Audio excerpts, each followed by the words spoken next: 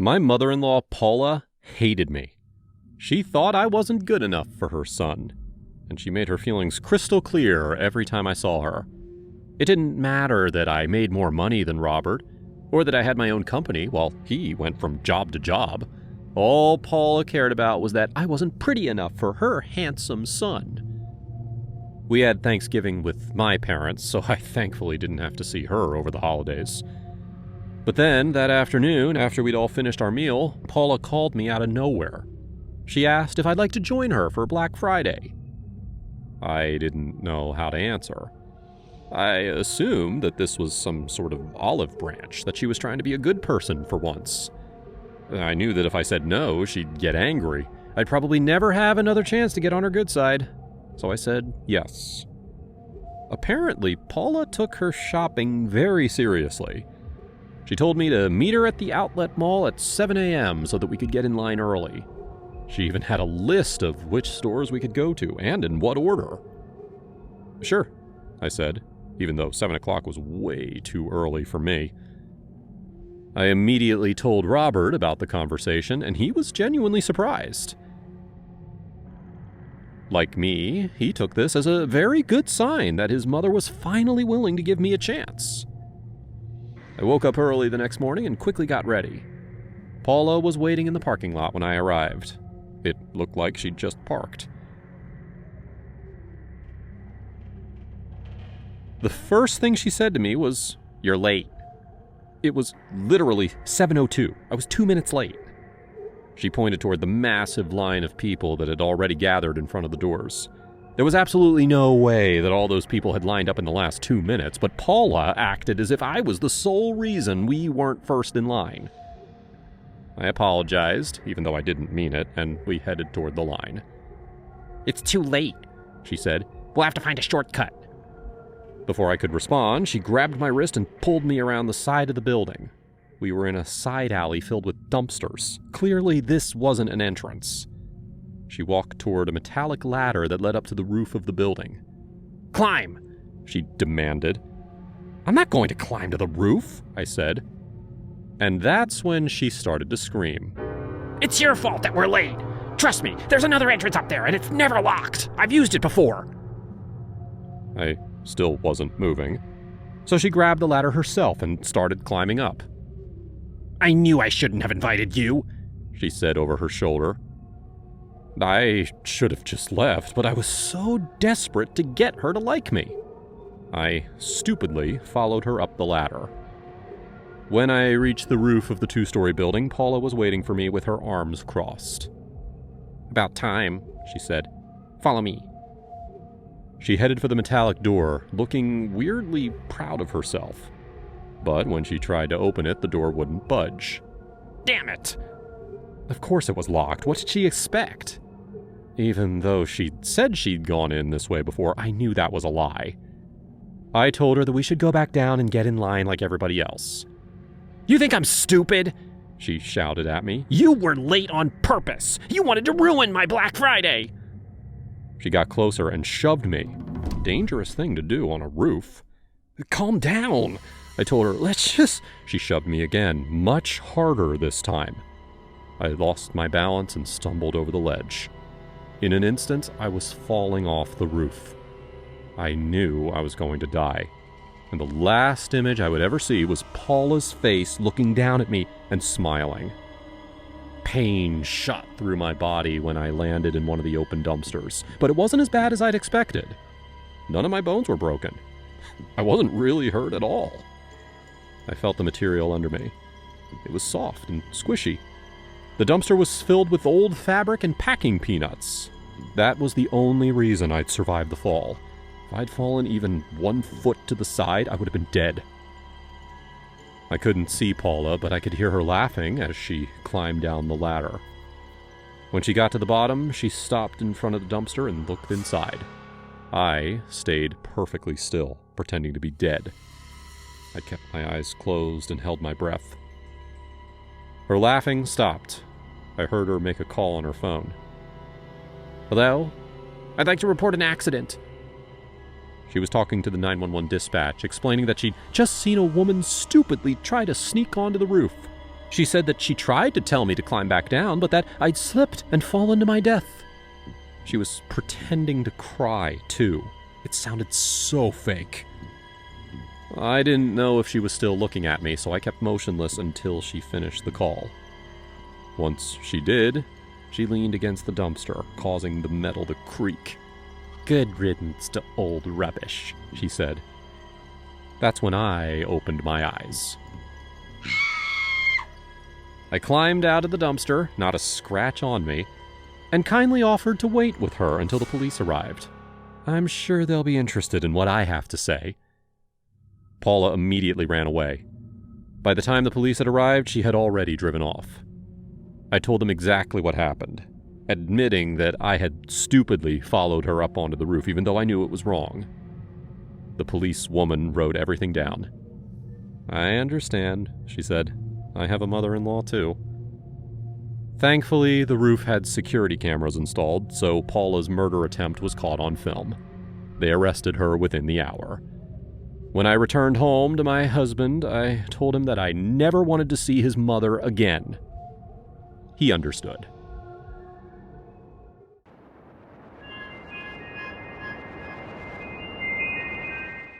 My Uncle Dennis moved into a retirement community a few years ago, and he absolutely loved it. He kept inviting me to come visit, but I was always too busy. This June, I was finally able to go. It was just a week-long visit, but that was all I needed. I didn't have any specific plans while I was there. I found his place pretty easily. He lived in a gated neighborhood that was about 3 or 4 blocks wide.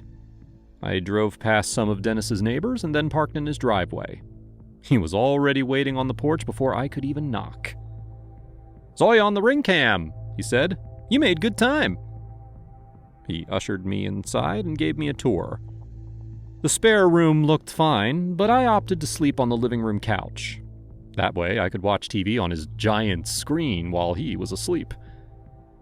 He showed me his backyard, which had a nice collection of bird feeders. It was a beautiful area, until I noticed an old woman staring at us from the bushes. I jerked back in surprise. "Don't worry about her," Uncle Dennis said.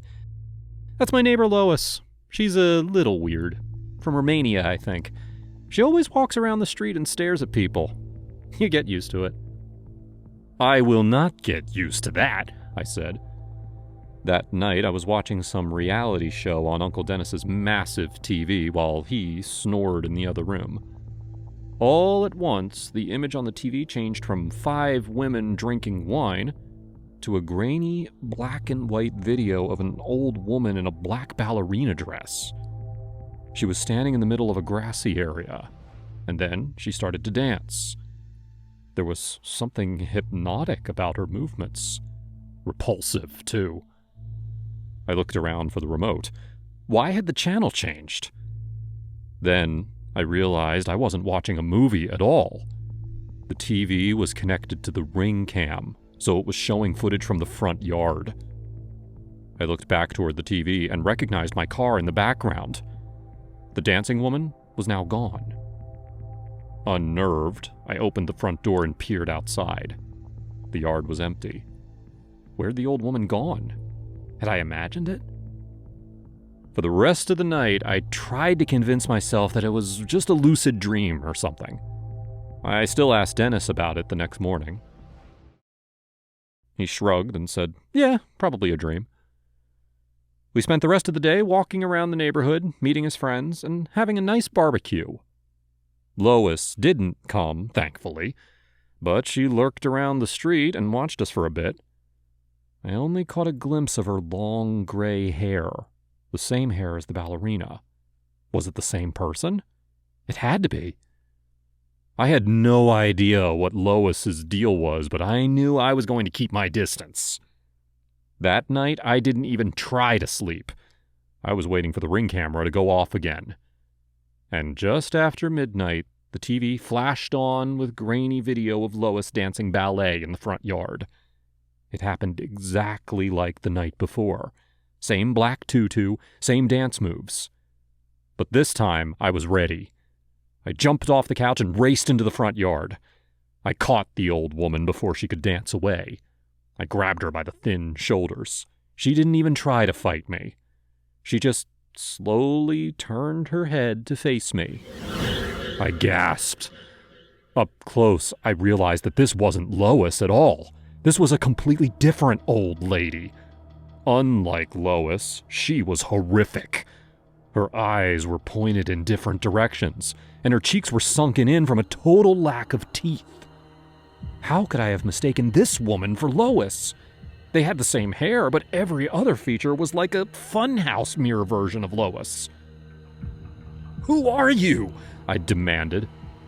Instead of answering, she leaned her toothless face forward and I tried to twist away, which meant her scratchy lips made contact with my cheek. It was the most disgusting moment of my life. I pushed her away, but I could feel my skin burning from where her lips touched.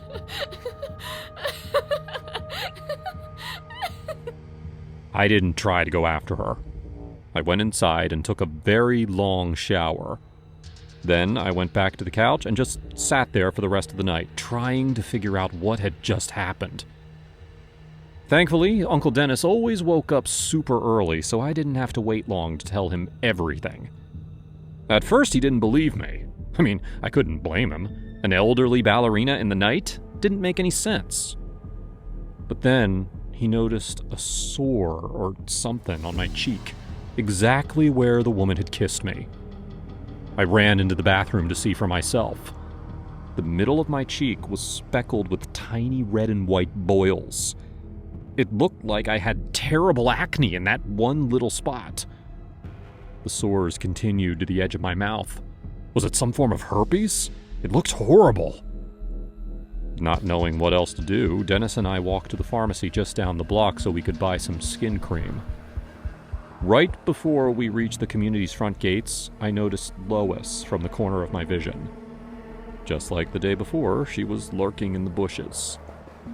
As soon as we spotted her, she started to scurry off again, but something stopped her. Instead, she walked right toward me, her expression dead serious. Her eyes were locked on my brand new facial sores. "She came to you in the night," Lois muttered. "She kissed you." "Do you know what's going on?" Uncle Dennis demanded.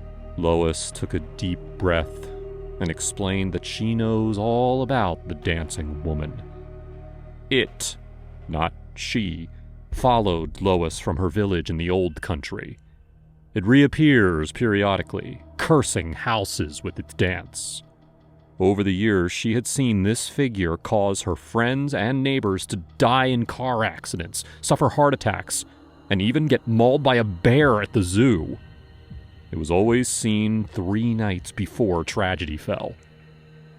"I sense darkness," she continued, "so I've been patrolling the community to find signs of the creature. I'm so glad I saw your mark. Now I can help you before she returns for the 3rd night." I turned toward Uncle Dennis, silently praying that he believed her too. His expression seemed conflicted, but I think he could tell how freaked out I was. He eventually gave in and asked for Lois's help. "There's a very easy cleansing ritual," she explained. "I will do that in front of your house and you will be safe." I breathed out a huge sigh of relief. "I need supplies, though," she added casually.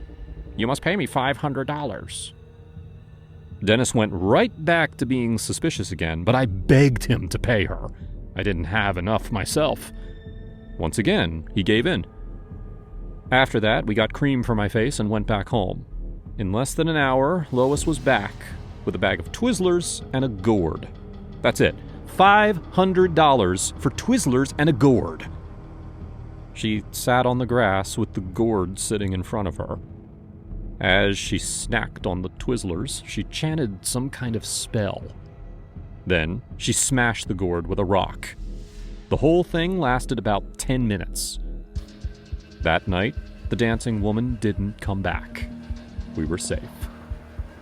The rest of my trip was pretty normal. We both decided to move on. After Lois did her ritual, I honestly had a great time. Though it always took me a while to fall asleep on that couch, I kept picturing that woman's toothless face.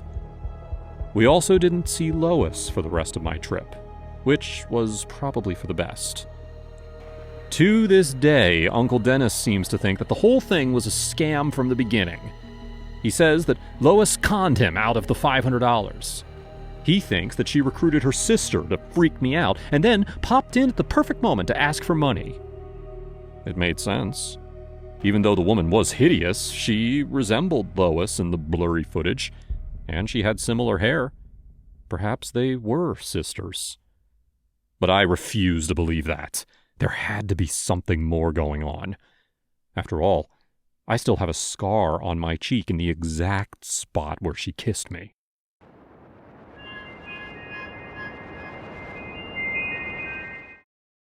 My first job was at a fast food place in a really sketchy part of town.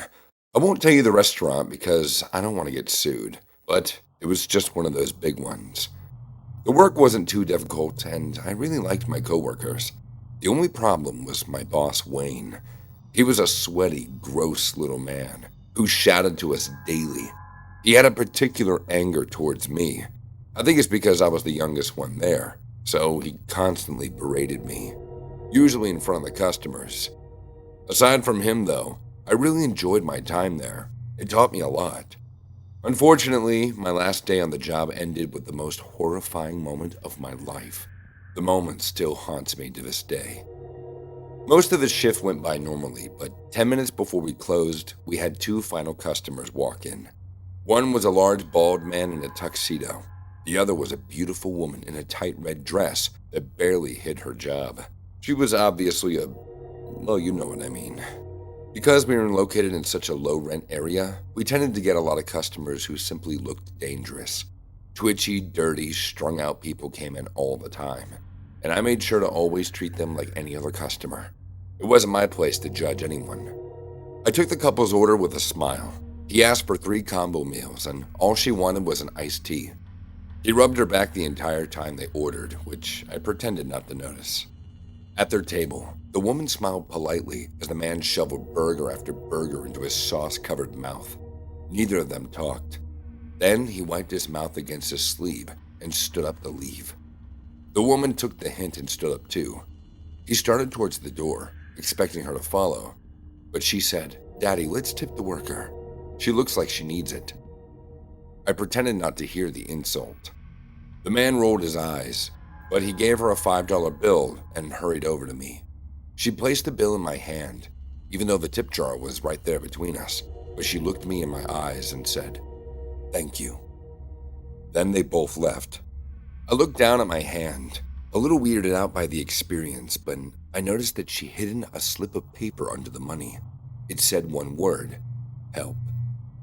I looked up to see if the woman was serious, but they were outside already. Without thinking, I raced after them. The man's car was parked in the handicap spot next to the front door. He opened the passenger side for the woman, but then angrily shoved her into the car and slammed the door behind her. "Excuse me," I called out to the man as he was walking around to the driver's side. He stopped and glared at me. "You're welcome for the tip. Now go back inside." The woman stared at me, pleading through the windshield as he turned on the ignition. She looked like a truly broken woman. I raced across the parking lot where my own, much trashier car was parked. I hopped in and backed up my car about 20 feet, blocking the only exit from the parking lot to the street. He slammed on his brakes before he drove into me. Then he screamed furiously through his open window. "I'm so sorry," I shouted back. "New driver. Just wait a sec." I knew what I was doing was extremely stupid. I was putting my own life at risk to help a complete stranger. The man jumped out of his car, leaving the motor running. He lumbered toward my open window. "What are you trying to do?" Before I could answer, my boss Wayne ran out to the restaurant and screamed, "Wait!" He was out of breath before he reached us. "Nancy, why are you blocking the exit?" I leaned closer and whispered everything to Wayne, including the hidden note. He nodded his head, acting like he understood, and then he said, "It's none of our business. Move your car." "Yeah, the bald man shouted. "Don't make me get my gun." "No need for that," Wayne said. "Go, get back in your car, and I'll get her to move." The man lumbered back towards his car, while Wayne reached through my window and literally yanked me out of my driver's seat. I tried to slap him away, but he wouldn't stop. "Just let the damn customers leave," he grumbled at me. "You're breaking the law." He was really hurting me, so I gave in and let him pull me out of my own car. Then he got in my car and drove the car out of the way. The bald man had just plopped back into his own car, the poor woman still inside. He was going to take her away to who God knows where, and thanks to my boss, there was nothing I could do to stop them. Suddenly, there was a flash of light inside their car, a horrible bang too. Everything went silent for a second, and then the car horn went off. I couldn't exactly see what was happening, but I figured it out. The woman had shot him as soon as he sat down, causing him to slump face first onto the steering wheel. Then the car door burst open and the woman jumped up, holding the gun in front of her.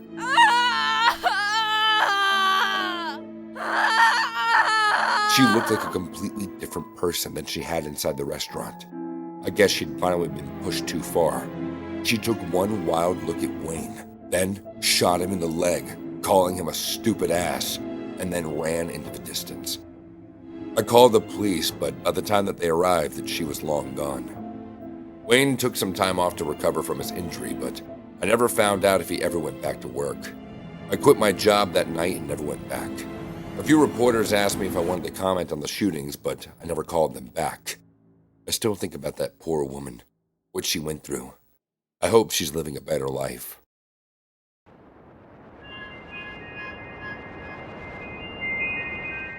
The old vendor's eyes were deep into the module of a marble statue.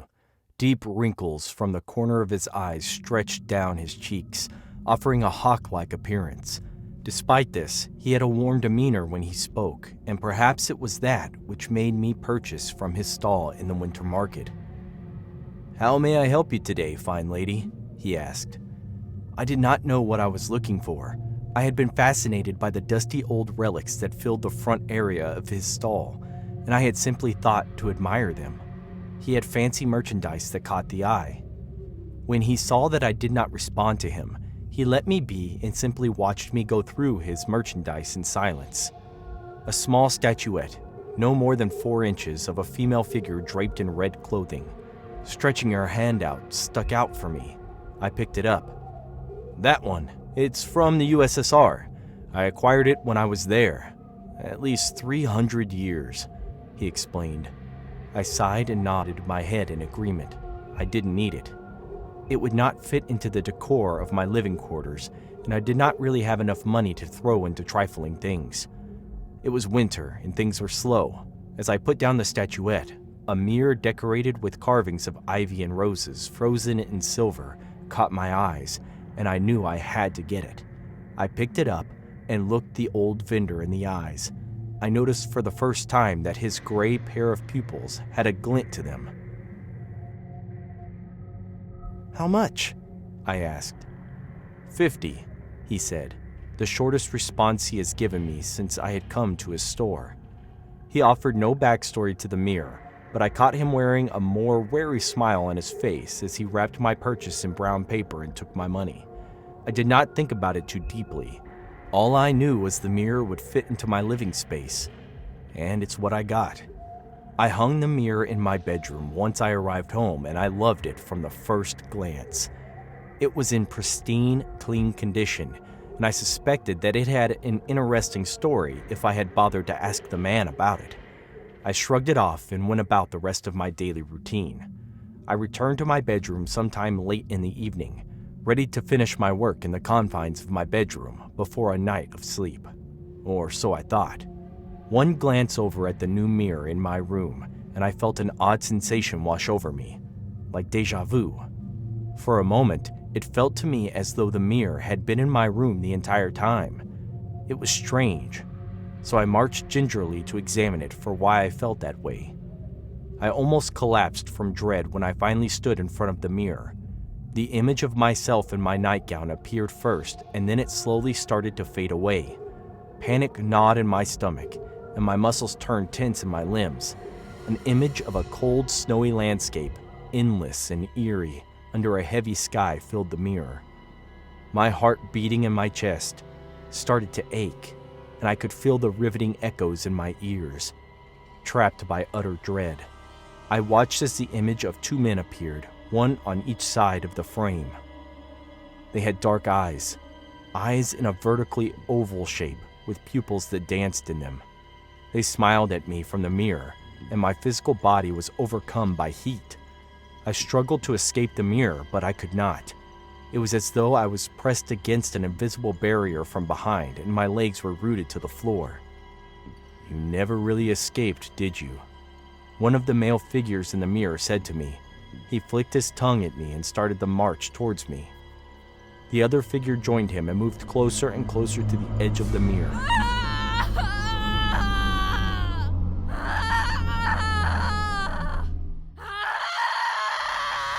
"Come here, Sarah. Play with us," the other male figure said, and suddenly there was an image of me in the mirror being pulled on the snowy floor by her hair. I broke down in tears in my room as I watched them begin the torture of cutting my hair with shears. In my room, I touched my hair and was shocked to discover that my hair was lower than I recalled it to be, and it felt chopped. The chill that went through my spine caused me to tremble. When my hair was cut in the mirror, the male figures brought out a long knife, which they ran across my flesh, from my neck down to my forearms. Blood seeped slowly from the injury. In my room, I traced the spot from my neck to my right forearm, and to my utter consternation, I had a huge gash similar to the injury my figure in the mirror was suffering. The next thing they did was remove my warm clothes I had worn in the blistering cold. In my room, I shuddered at the horrific manner they executed their plan, tying me with thin, three-twined sisal ropes. The ropes were so sharp, like barbs. In watching my figure in the mirror, I could already see my body fainting slowly from the trauma of being tied too tightly. When I had been tied, one of the men brought out a syringe, loaded it with a chemical, and injected it into my neck.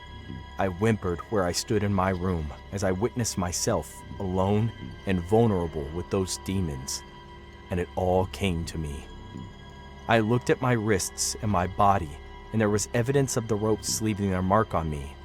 I reconciled my stay at a motel 6 months ago and how two strange men had abducted me. How was it now a memory that I did not have? I was beside myself, crying my eyes out. I remembered it all, the sting of the needle, the muffled voices as they mentioned abandoning me to die out in the cold, the sound of their laughter as I drifted into darkness. I staggered away from the mirror as the nightmare vanished from the mirror, and once again, it was just a reflection of me in my room. "No, no, no!" I cried. I rushed towards the mirror and smashed it on the floor to end my trauma.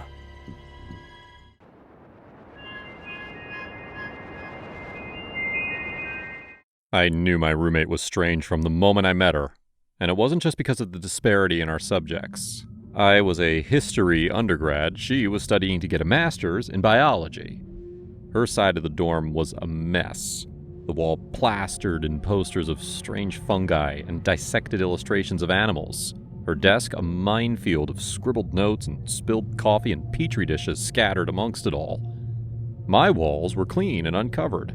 My desk stacked neatly with history textbooks and papers, and the occasional half-empty mug of tea. I wasn't one to judge by appearance alone, and I still gave her the benefit of the doubt after seeing her room. Her first question to me was, what kind of fungus was my favorite? I stared at her in bewilderment, her face suspended in breathless expectation, as if my answer might shape the very course of our relationship. Being a history student, and not one of the scientific variety, I gave her a blank look and answered simply, the red ones? She hadn't seemed too pleased with my answer, her shoulders deflating with a sigh. Should have figured, she muttered, and that was the last thing she said to me for the next few days. Every time I tried to engage her in some amicable conversation, she would reply with grunts and shrugs, as if I wasn't worth talking to.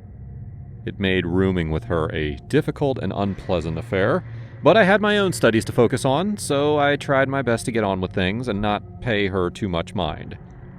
But it was hard to ignore her peculiar interests. Sometimes, when I would come back to the dorm after a full day on campus, I would notice a weird smell in the room, and I would find my roommate hunched over her desk, tinkering with her petri dishes and examining things under her microscope. I figured she was just doing research for her classes, but did she have to do it in such a cramped, shared environment? The stuff she was growing inside those containers looked disgusting. Dark growths and mucus-like substances that stunk when I got too close. I probably should have complained to the dorm manager and switched rooms, but I had too much other stuff on my plate, so I delayed it for a while longer. I hadn't exactly spoken to my roommate about it. If I brought up the smells, she might be sympathetic enough to move her experiments elsewhere. But for the most part, I ignored it, and I spent as little time as possible in the dorm, only using it as a place to sleep. Until one night, when I woke up to a strange light in the room. It wasn't very bright, but it was enough to wake me up and catch my attention. An undulating, bluish-gray light that I had never seen before. It was coming from the other side of the room, specifically from my roommate's desk. I flicked a glance over to her bed and saw her asleep beneath the covers, so it wasn't her doing. Half asleep and curious, I crawled out of bed and padded over to see what was emitting the strange glow. To my surprise and horror, it was coming from one of the petri dishes. One of the fungi inside was glowing. I lifted up the dish to take a closer look, and "What are you doing?" I jumped at the voice, the petri dish slipping between my fingers. It smashed against the floor at my feet, the glow immediately disappearing. My roommate screeched in horror, fumbling to turn the light on, and I stared down at the spilled fungus. Some of it had touched my bare foot, the substance cold and sticky. Nausea twisted in my stomach, and I ran to the bathroom to wash it off as quickly as possible. I didn't stop scrubbing until my skin was red and raw, but at least I had gotten rid of every trace. When I got back, my roommate was crouched on the floor trying to scoop up what was left of the shattered sample. After that, things only got worse. My roommate continued her experiments with the fungus, and strange things started happening to me. I would wake up in the night and I'd see things in the room. Shadows crawling across the walls, things moving along the floor, slithering and creeping like something alive. The whole room would smell like rot, like something decaying beneath a pile of wet leaves. One time, I awoke to an itch on my arm. The more I tried to scratch it away, the worse it got, spreading and moving around my body. And I kept itching and itching until my skin started breaking away beneath my fingernails and I was covered in red welts. When I pushed back the covers to see if there was anything on me, I saw shadows beneath my skin, like something was growing there. Something that kept moving, growing, creeping through my body. I knew it was the fungus. It had to be. It was in the air. Spores spreading from the petri dishes on my roommate's desk. Or maybe it was because of the one I dropped, the one that had touched my bare skin. And now it was inside me, infecting me, eating me away from the inside. Eventually, I couldn't take it anymore. The rotten stench, the hallucinations, the things growing under my skin. One afternoon, when my roommate was out, I walked over to her desk and I gathered up all the petri dishes, all the samples of fungi that she'd been experimenting on. And I binned them all, threw them all into the trash. It was the only way to stop them from spreading, to prevent them infecting me any further. She was furious when she came back, accused me of ruining her life's work. I told her it was her fault for leaving them there. In the end, she was the one who asked for a transfer to a different dorm. At least she took her fungus with her.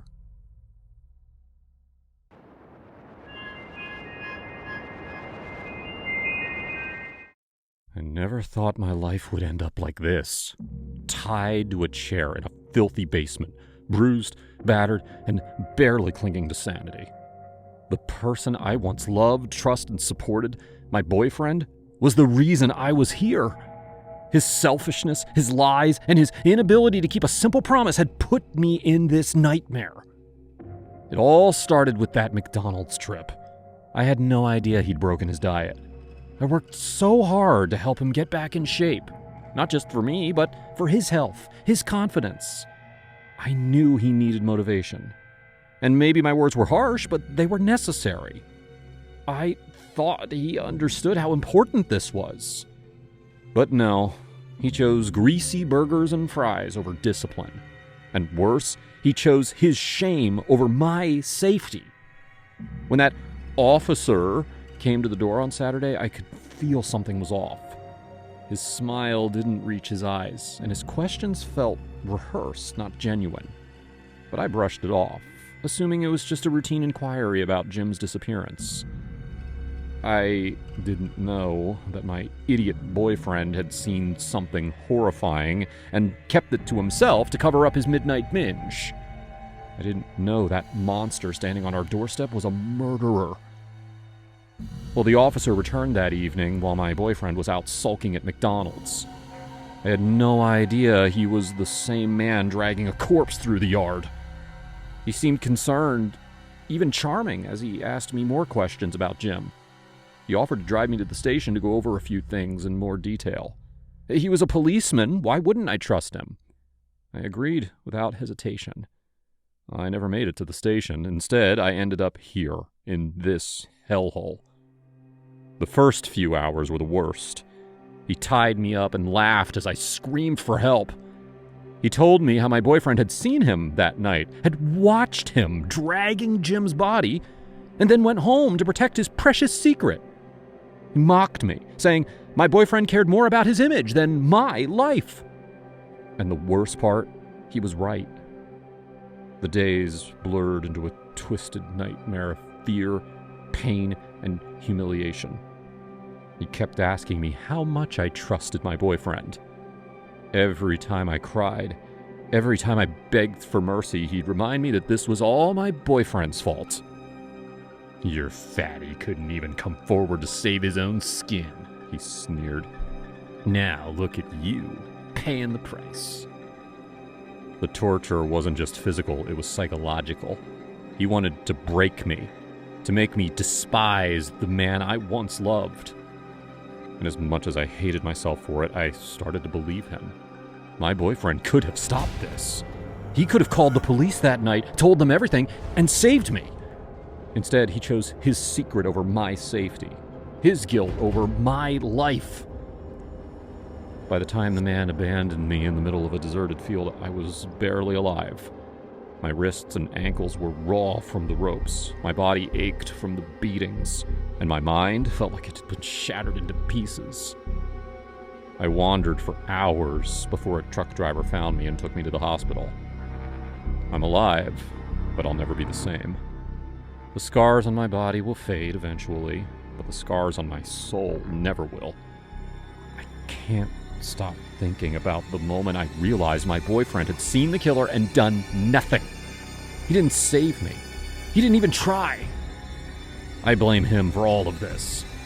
If he hadn't been so weak, if he hadn't lied, if he'd just been honest, I wouldn't have been taken. I wouldn't have been tortured.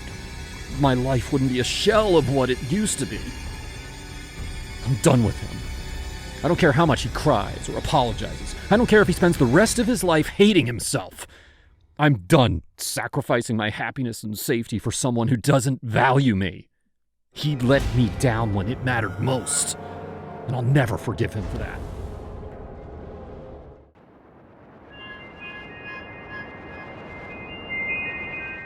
It all started with the coffee.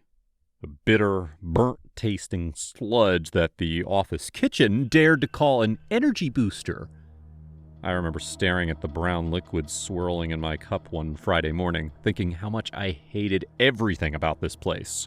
My boss, my coworkers, the endless demands. But what really pushed me over the edge wasn't any of that. It was the donuts.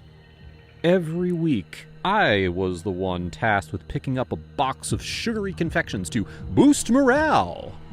as if a sprinkle-covered lump of dough could fix the fact that we were all dying in cubicles, bleeding time and dignity for a paycheck.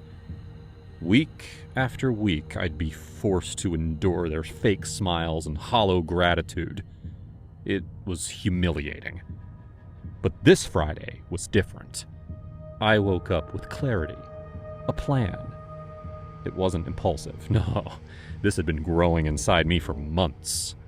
I'd been researching, planning, perfecting. I knew the exact dosage, the precise timing. All I needed was an opportunity. The boy at Dunkin' didn't suspect a thing. He was always overly eager, trying to chat with me about my work, my day, whatever. I guess he thought he was being nice, but it made me want to shove his grinning face into the coffee machine. I played along, as usual, and left with the box of donuts. I could feel the weight of them in my hands, heavier than usual because of what I was about to do. In the parking lot, I prepared everything. The can of poison was already in the glove compartment. My hands didn't shake as I sprinkled the powder evenly over the donuts, making sure every single one was laced. I worked methodically, like an artist adding the finishing touches to a masterpiece. When I was done, I tossed the can out the window. I didn't need it anymore. As I drove to the office, I imagined their faces when they ate, their laughter and small talk, the glazed stares and spasms as the poison took hold. It would be beautiful. Everything was going perfectly until I spotted the Duncan boy standing by the dumpsters. He was looking right at me, a cigarette dangling from his mouth. I froze, but then he turned away. For a second, I thought I was in the clear. I didn't know then how wrong I was. When I got to the office, I placed the donuts on the table in the break room like I always did. The vultures swarmed almost immediately, digging into their glazed prizes. I smiled, but inside I felt nothing. I didn't stay to watch. I had other things to do. About 20 minutes later, I got the text from Patrick. "We have a problem." I met him in the hallway. He was jittery, his massive frame somehow trembling like a leaf. "The boy from Duncan. He saw you," I swore under my breath. "Where is he now?" "In the lobby. He's trying to warn people."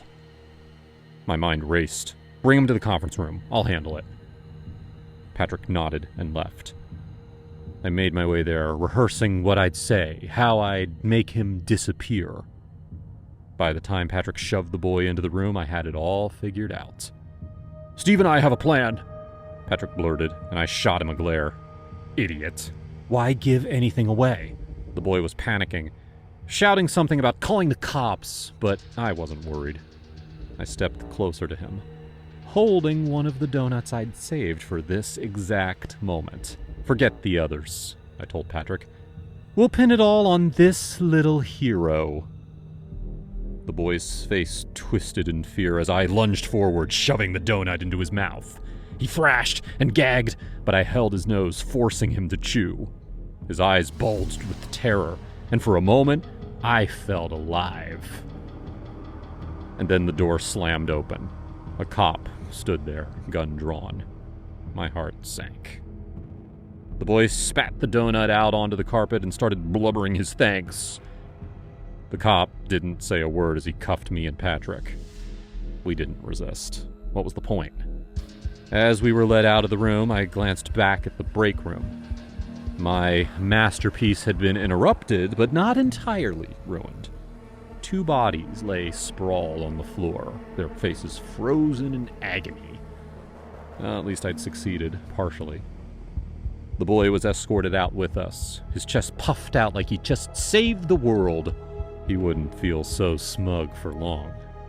Months later, I watched the news from my prison cell.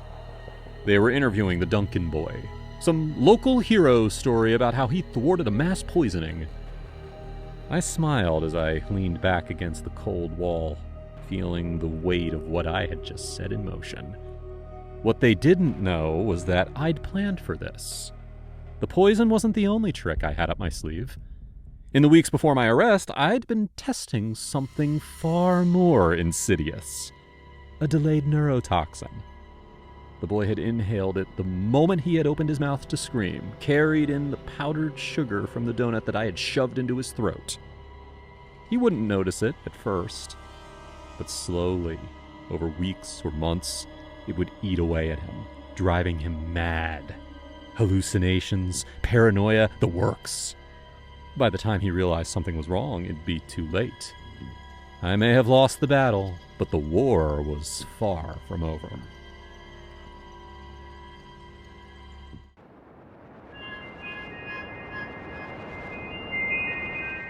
I stifled another yawn and stared sleepily through the window of the gas station. I was the only attendant on duty, and we had just hit the late afternoon lull, where I'd probably only get a few more cars in the next hour. This time of day always went the slowest, when the clock was creeping closer towards the end of the shift, but there were still 2 full hours to get through with very little to do. The gas station was on the outskirts of a small rural town, which meant we didn't get as much traffic as the inner city facilities, but we were close enough to a highway that we saw a decent number of cars pass through. In all of my 5 years of working here as an attendant, nothing exciting had ever happened. The folks around here were a mixture of friendly and reserved, but we never got anyone too aggressive or troublesome. For the most part, every day was the same, which suited me well enough. I picked up the motor magazine I was reading from the counter and flipped through some of the pages, keeping an eye on the security monitors and the pumps through the window. A few cars drove by, but none stopped by to fill up. Another 20 minutes passed before the next car signaled to turn into the station. I flicked a brief glance through the window, watching the beat-up Mustang roll towards one of the gas pumps. The windows were tinted far more than regulations allowed, obscuring the driver from view, though the silhouette I glimpsed through them definitely seemed masculine. I returned my gaze to the magazine, hearing a car door open and slam shut. Dealing with a customer would at least give me something to do. Maybe they'd even give me more than the perfunctory exchange of paying for their gas and immediately leaving. Not that I was desperate for conversation, but it took the edge off the creeping loneliness of working at a rural gas station. I finished the rest of the article and glanced towards the window, wondering if the driver was having trouble since it had been more than 5 minutes since I'd heard him exit his car. I frowned, scanning my gaze over the empty lot outside. The car was still there, but I couldn't see the man. Where had he gone? I checked the meter for the fuel supply and noticed it hadn't gone down on the pump he was parked in front of. He hadn't filled up either. I got out of my seat and pressed closer to the window, gazing across the full lot. The man was nowhere to be seen. Had he gone around the back of the station? We had a public convenience, but it was currently out of use due to some drainage issues. I went back to the counter and checked the CCTV cameras. We only had 2 on the premises, one in the store and one recording the pumps. I had no eyes on the back of the station, which is the only other place he could be.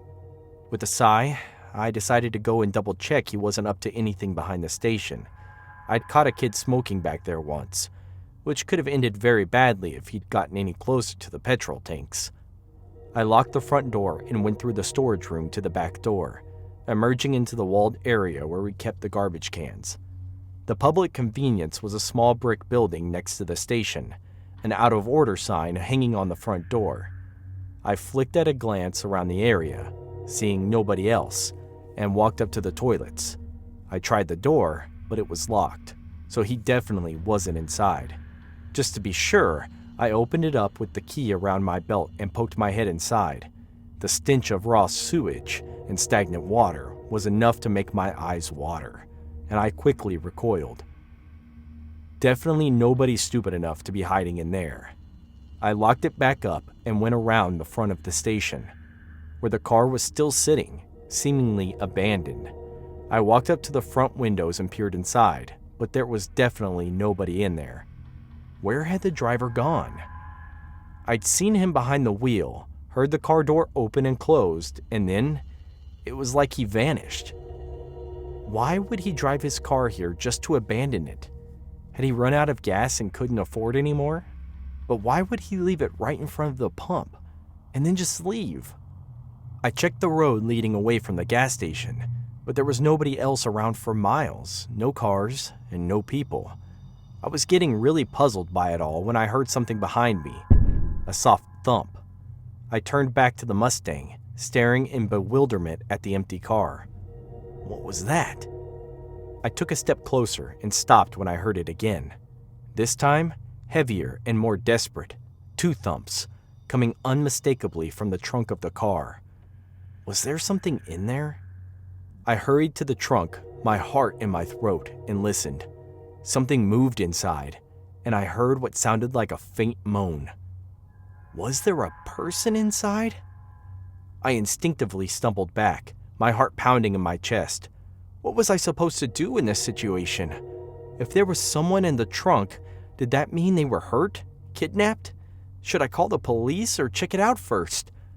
I didn't want to call 911 without verifying what I thought was happening. I might be wrong. It might just be an animal in there. Taking a deep breath, I approached the trunk again. Inside, everything had gone quiet. I almost started to wonder if I just imagined those sounds. Fumbling beneath the lip of the trunk, I found the mechanism to pop it open and pressed it in. For a second, I worried the car was locked and it would set off the alarm, but the trunk opened easily.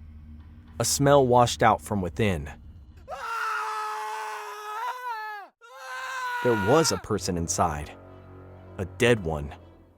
I could tell she was dead immediately from the pallid tone of her skin and the unnatural gray tinge of her lips. Her chest wasn't moving either. It looked like she had been dead for a while, judging by the smell. But if that was the case, how had I heard her trying to get out? And the driver, was he the one who had killed her? Had he dumped the car here with her body so that someone would find it? I stumbled away, dizzy and nauseous, fighting back the bile in my throat as the reality sunk in. There was a dead body, and the murderer might still be somewhere close by. Leaving the trunk open, I ran back to the station, fumbling with the front door before realizing I'd locked it from the inside. Cursing, I fished the keys from my belt, dropping them twice in the process, and finally managed to make it to the phone behind the counter. I dialed 911 and explained the situation as calmly as I could, despite the panic squeezing my chest. Who was the woman in the trunk? Who was the driver? What was happening? The police managed to get here before any other cars turned up, and they cordoned off the area for an investigation. The first thing they asked me to do after recounting the events was pull up CCTV. If the man had climbed out of the car in front of the pump, his face would be on record. I pulled up the footage and rewound it back to the moment the Mustang had pulled up. The person who climbed out of the driver's seat was a man, somewhere over 6 foot with a large build, dressed in a black jumper and jeans. His face was hidden behind a pair of sunglasses and a hat that mostly cast his face into shadow, even beneath the lights of the gas station. The police were able to create a brief sketch of the suspect, but nothing that gave them a concrete idea of who he was. They took away the body and the car, and the gas station was open for business again a day later, though I took a few days off to get my head into a better place after discovering the body. A week after the incident, the police were able to share a few details with me about the investigation. The woman in the trunk matched the victim of a missing persons report from a few towns over, who had been abducted a few weeks ago and never found. According to the coroner, she had been dead at least a day by the time I found her, which made no sense given the noises I had heard coming from the car, the noises that had led me to investigate it in the first place. The suspect still hadn't been positively ID'd or apprehended, but the case matched another one that was being investigated in another state, involving a body in a car that had been left at a gas station with the driver nowhere to be seen. Whoever had murdered that girl and left her there, he was still out there, looking for his next victim.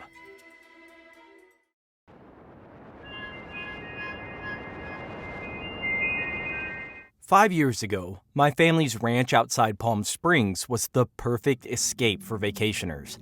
But that wasn't why I let Robert book it. From the moment I saw his profile picture next to hers, The woman with the long brown hair and warm smile. I knew this was my chance. I didn't hate Robert from the start. Not entirely. At first, he was just a means to an end, someone to get her here. But the moment we met in person, I realized how insufferable he was. The smug way he smiled, as if the world owed him something. The way he acted like this was all his idea, like he'd orchestrated every moment. I've always had a good poker face, though. I smiled, played along, and offered them the tour. It wasn't hard to make him think I was charmed by him. Men like him always believe they're irresistible. She, on the other hand, was everything I imagined and more. Her soft-spoken questions, the way her eyes lit up when she saw the barn, the slight hesitation in her voice when she introduced herself. It wasn't just her appearance that mirrored mine. It was something deeper, a kindred spirit, a reflection of everything I'd always wanted but could never have. I'd planned every detail for weeks. The barn, the lights, even the music. Robert thought he'd come up with the idea to decorate it as a romantic gesture. What a fool. He didn't realize I was feeding him the idea every step of the way. He was a puppet, and I held the strings. When she asked if Robert and I knew each other, I almost laughed. Of course we knew each other, but not in the way that she thought. He was just the bridge to her. Still, I could see her suspicion growing. The way her eyes darted between us, the faint crease in her brow. I had to tread carefully. That night, as Robert climbed out of bed to meet me in the barn, I felt a rush of excitement. The plan was finally coming together. But as we set up the last of the decorations, he started talking about her, about how much he loved her, about the ring he'd bought. My stomach turned. It was nauseating, hearing him talk about her like she was his possession. He didn't deserve her. No one did, except me. When she stormed into the barn, I felt a mix of fear and exhilaration. She was supposed to be asleep, but seeing her standing there, her eyes blazing with anger, was thrilling. This was my moment to show her who Robert really was, to make her see he wasn't worth her trust. But before I could say anything, she confronted me, accused me of sleeping with him. I didn't deny it. I let her think what she wanted. I needed her to turn her anger on him. But when she shoved me, something snapped. I'd spent my whole life being underestimated, pushed around, overlooked. Not this time. The fight was brutal, raw. She was stronger than I expected, but I had the advantage of desperation. When she twisted my foot and I fell, I knew I couldn't afford to lose. Not now. Not when I was so close. But then, everything changed. The tree stump, the crunch. She stood there frozen, staring at me like she'd just woken up from a nightmare. Robert came out then, his face pale as a sheet. He didn't even look at me. All his attention was on her. He started accusing her, his voice rising in panic. And that's when I realized he'd never protect her, not really. The moment things got tough, he'd throw her under the bus to save himself. I couldn't let that happen. While they argued, I grabbed the heavy lantern hanging by the barn door. Robert didn't see it coming. One swing, and he crumpled to the ground. The silence that followed was deafening. She turned to me, her face a mix of horror and confusion. "Why?" she whispered. "Because he didn't deserve you. But now, we can finally be together." She backed away, shaking her head. "You're insane." "Maybe I am. Maybe I'm not." I admitted. "But I did this for you, don't you see? He was holding you back. He didn't appreciate you like I do." She tried to run, but I was faster. I grabbed her wrist, pulled her close. She fought me, but I held on. "You'll understand eventually," I said. "You'll see that this is what's best for both of us." That was 5 years ago. She's still here, still mine. It took time, but she stopped fighting. Now, when we play in our cozy barn, she's almost at peace. She'll never leave. She knows she can't. And if anyone ever comes looking for Robert or Nadia, well, this property is enormous. It's amazing what you can hide when you have enough space.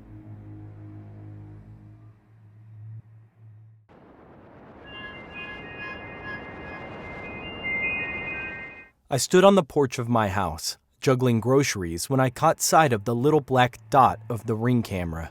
For a moment, I hesitated. It had been installed back when my ex-husband, Matt, and I lived together. I'd forgotten all about it after the divorce. Part of me wondered if he still had access, but I brushed the thought away. He wouldn't. He shouldn't. Right?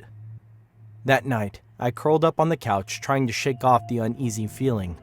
It was late when the first knock came, soft but insistent. When I opened the door, a man stood there, tattooed from the crown of his head to his neck.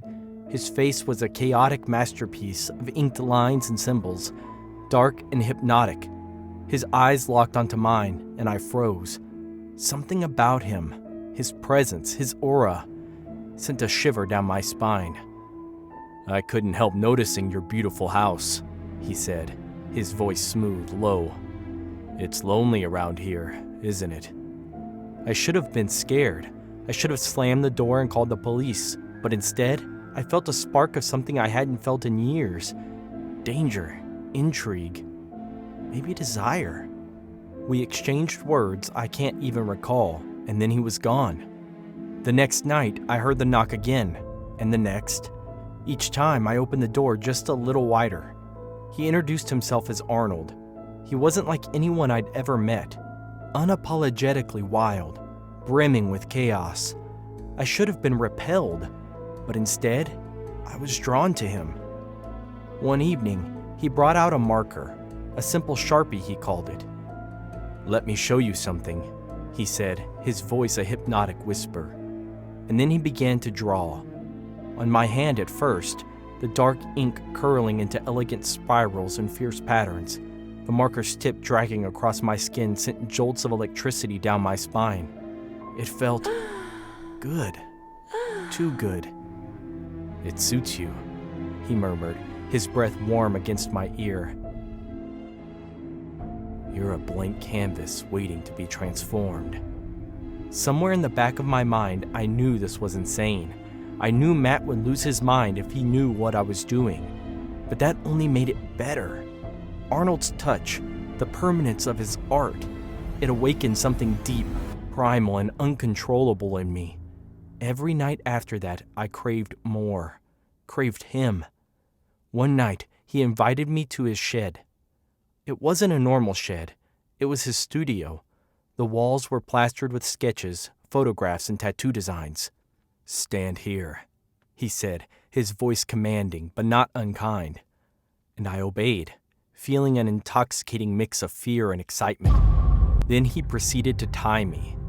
He began to work, the marker gliding over my skin like fire and ice. My arms, my legs, my face. Nothing was off limits. I felt alive under his touch, transformed by every stroke of ink. I didn't care that it wasn't normal. I didn't care that it wasn't right. It was mine. And then, it all shattered. It was Matt who ruined everything.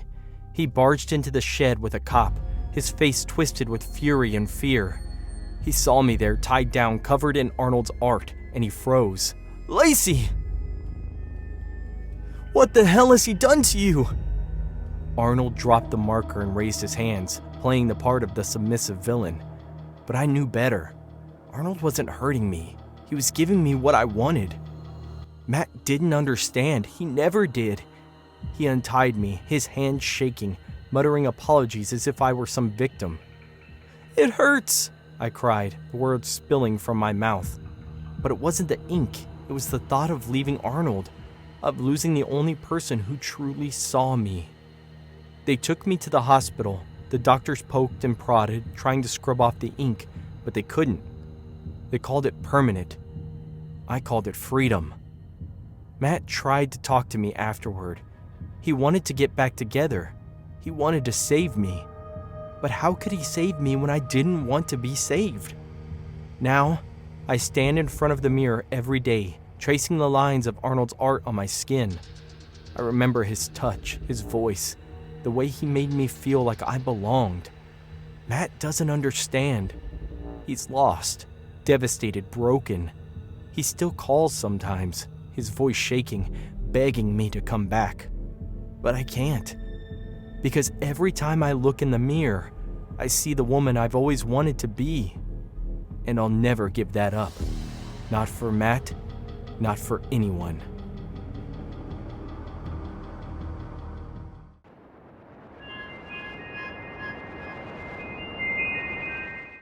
The text came on Christmas Eve, just as the last of the holiday cheer faded from my dimly lit apartment. My handler, Clark, doesn't waste words.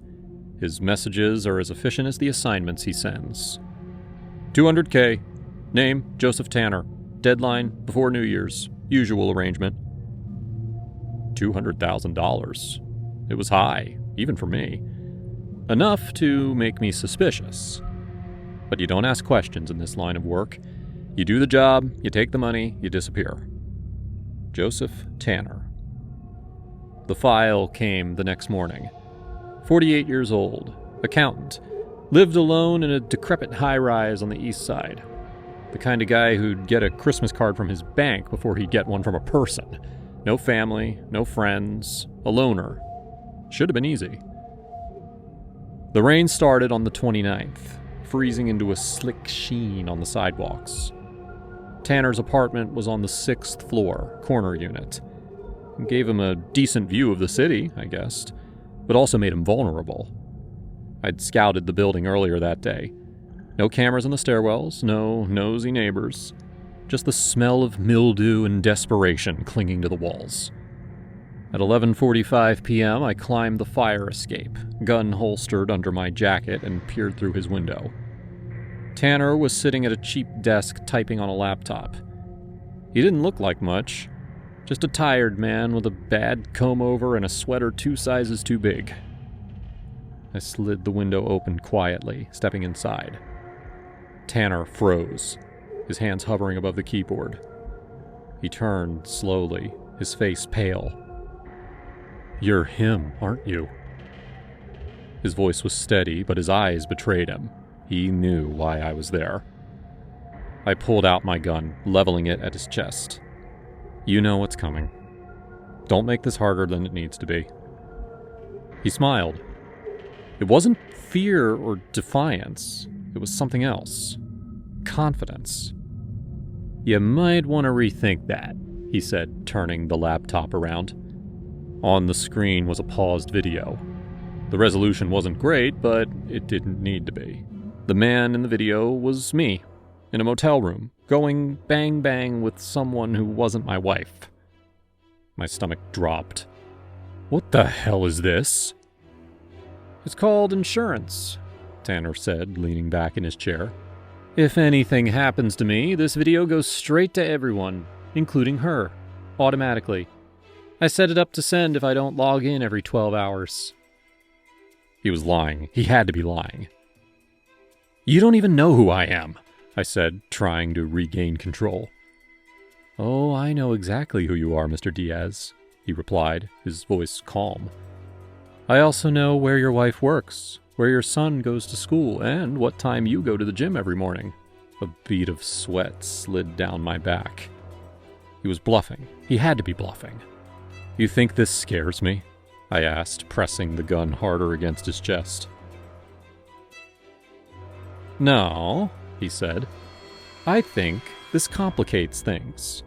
You're a professional, and professionals don't let personal matters interfere with business. But this," he gestured to the laptop, "this isn't business. This is personal." I clenched my jaw, my finger hovering over the trigger. All I had to do was pull. One quick shot. One more dead man in a city full of them. But if he was telling the truth... "You've got 5 seconds to explain why I shouldn't kill you right now," I said. "Because I can give you something better," Tanner said quickly. I didn't lower the gun. "Keep talking." "Clark," he said, his eyes locked on mine. "Your handler. He sent you to kill me because I know things. Things that could ruin him. You kill me, the information dies with me. But if you let me live, I can give you everything. Names, accounts, offshore holdings. Enough to make Clark disappear forever." He was stalling, buying time. But the mention of Clark made me hesitate. "What do you have on Clark?" I asked. Tanner smiled again. "Not until I know you're serious. Lower the gun and I'll show you." I didn't trust him, but I didn't trust Clark either. Slowly, I lowered the gun. Tanner let out a shaky breath, then turned the laptop back around. He typed quickly, pulling up a folder filled with documents, spreadsheets, and emails. "Clark's been laundering money for years," Tanner said. "Through shell companies, fake accounts, the works. He's been using people like you to clean up his messes, tying up loose ends. You are just another tool in his kit." I scrolled through the files. Tanner wasn't lying. "What do you want?" I asked. "Protection," he said. "You let me live, and I'll give you everything you need to take Clark down. You'll be free of him. No more hits. No more blood on your hands." I wanted to believe him. I wanted to walk away from this life, to go home to my wife and son and pretend I was someone else, someone better. But I couldn't. "You don't get it, do you?" I said, raising the gun again. Tanner's face fell. "Wait, no, you don't have to do this." "I don't have a choice." I pulled the trigger. The sound was deafening in the small apartment. Tanner slumped forward. His eyes stared blankly at the screen, where the incriminating video was still paused. I grabbed the laptop, yanking the power cord and shutting it. If the video was set to send, I couldn't risk leaving the device behind. As I climbed back down the fire escape, I told myself it was the right decision. Tanner was a liability. Clark would have killed me if I'd let him live. But deep down, I knew the truth. I wasn't free. I'd never be free. When I got home that night, I placed the laptop on the table and began searching for any evidence of the file Tanner claimed existed. My hands moved mechanically, deleting folder after folder, scrubbing the hard drive clean. The work felt endless. But as I stared at the blank screen at 3 a.m., I thought I'd won. That was when I heard it. A chime. Faint but distinct. It came from my wife's phone on the nightstand. My blood froze. I walked into the bedroom as casually as I could manage, but my wife was already sitting up, the screen casting a pale glow on her face. She looked at me, then at the phone. Her expression twisted, disbelief giving way to hurt, then anger. "What the hell is this, Miguel?" she demanded, holding the phone up. My mind raced. She'd seen it. Tanner's video. Somehow, despite everything, the file had sent itself again. Let me explain, I stammered, but the words fell flat. Her silence was worse than her yelling. She grabbed her phone, shoved past me, and left the bedroom. Minutes later, the front door slammed. When I checked the phone, I saw the timestamp. Tanner's dead man switch had already sent the video to her, scheduled to send every 12 hours unless stopped. I was too late. By morning, she was gone, and I knew she wasn't coming back. The laptop sat uselessly on the table, a symbol of all the lies I'd built my life on. Tanner may have been dead, but he'd won.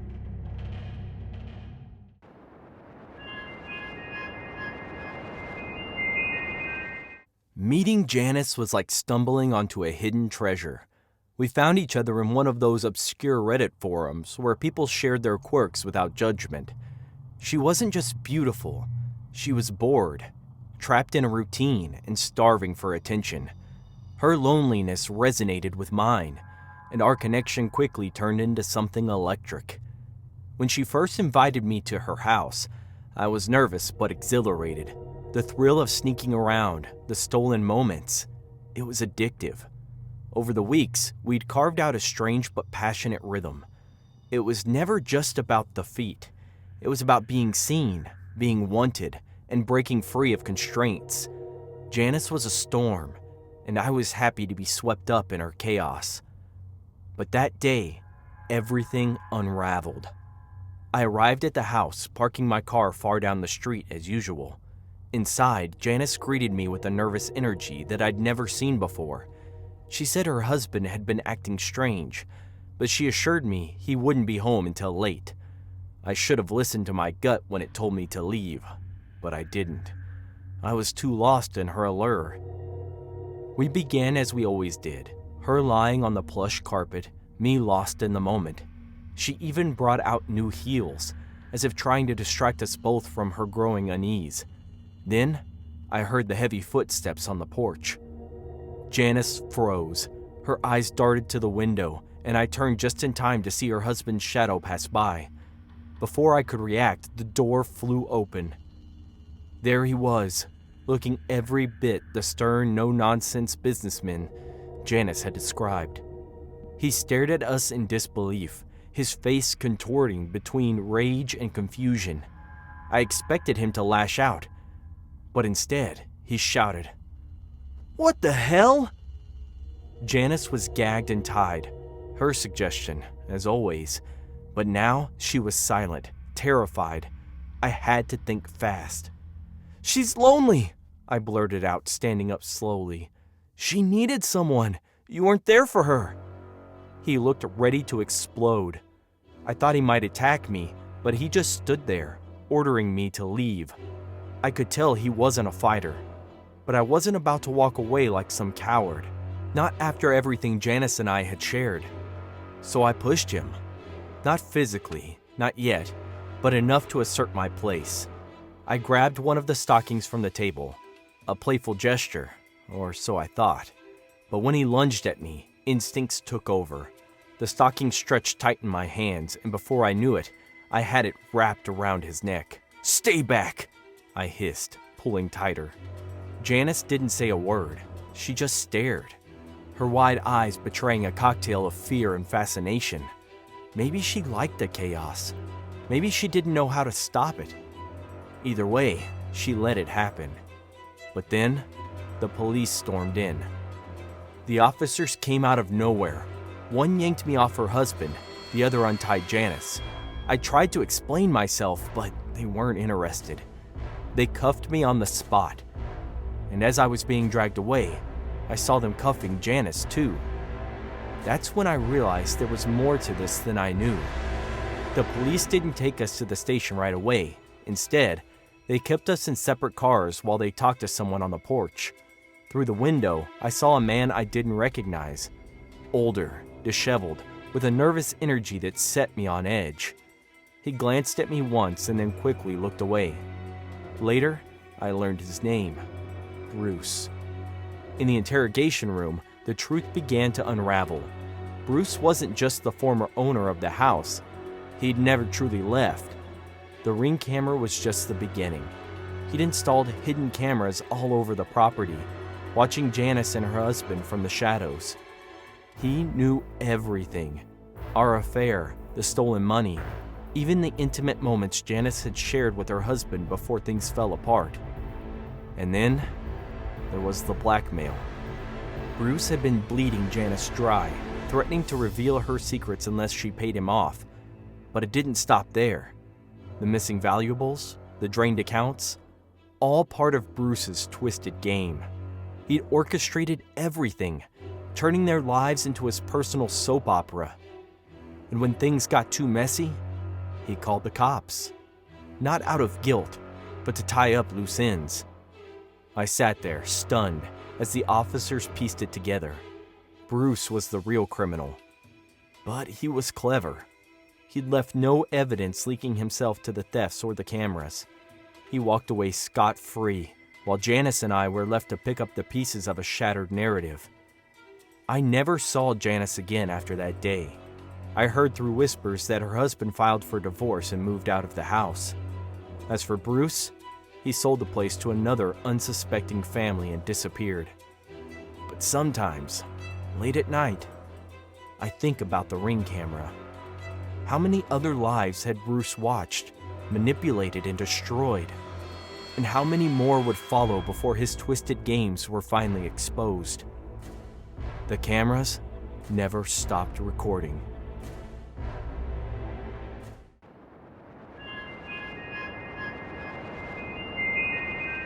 My name is Gemma. I started college this year, applying for a bunch of scholarships and loans to pay for it all. I grew up in a foster home, and while my foster parents were great, they didn't have any money saved up for my education. They had 6 other kids to take care of. However, I'd been in contact with my birth dad, Richard, for about a year now. We talked on the phone every so often, and he always seemed happy to hear from me, but we definitely weren't close. I was beyond shocked when he messaged me out of the blue, saying that he'd love to help me with my education. He invited me over to his house for the first time, even though he only lived in one city away from me. I tried not to get my hopes up. After all, Richard had abandoned me when I was just a baby, and even when he re-entered my life, he never offered financial assistance of any kind. When we met, he handed me a small wrapped present. I tore it open, not sure what to expect. He had gotten me the latest iPhone, which was a huge upgrade from the ancient Motorola that I'd been using. He explained that he was giving me the phone and putting me on his plan. It wasn't the most generous present, but without a monthly phone bill, I'd be able to save up a little bit more money and focus on my studies. There was one catch though. He'd only give me the phone if I promised to call him every Sunday. I didn't want to have him in my life, and once a week didn't seem like too much of a burden, so I happily accepted the gift. Honestly, it meant a lot that he wanted to strengthen our relationship. My foster parents had warned me not to get too close to Richard. They told me some really awful stuff about him, but I viewed this present as a sign that he'd finally changed. After 18 years of no contact, it seemed like he was already ready to start acting like a real parent. For the first 2 months of school, I called him every Sunday. We never talked long, but we always had pleasant conversations. He'd ask me about my classes and my new boyfriend. I tried to ask him about his life, but he always changed the subject back to me. As the semester wore on, my classes got a little crazy. One weekend, I completely forgot to call Richard. I texted him the next day and apologized, and his reply was friendly enough. He said, "That's okay, Gemma. Just don't do it again." Unfortunately, I completely forgot to call him the next week. This time, it wasn't because of schoolwork. It was because I was out with my new boyfriend, Dean. We spent the whole day together. I didn't think about Richard until late that night, when I texted him another apology. This time, he didn't message back. The next morning, I went to my classes as usual. At lunch, I got a call from an unknown number. It was a man's voice. He said he was a nurse at the local hospital and I needed to go there right away. Dean had had an accident. I rushed to the hospital, where I found Dean in a coma. He'd been severely beaten the night before, and his body had been dumped in the hospital parking lot. I guess he was still semi-conscious when the hospital staff found him. I was horrified, and the only explanation that I had was that Richard was behind the attack and punished me for missing the phone call. No other explanation made sense, but I really didn't want to believe it. While I was standing in the waiting room, I immediately called Richard. He didn't answer.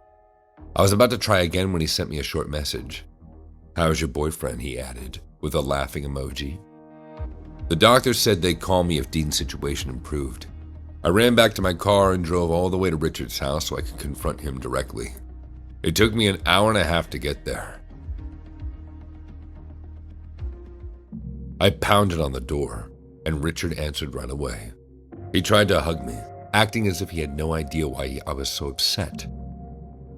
"What's wrong, sweetie?" I screamed at him, demanding to know if he was the one who attacked my boyfriend.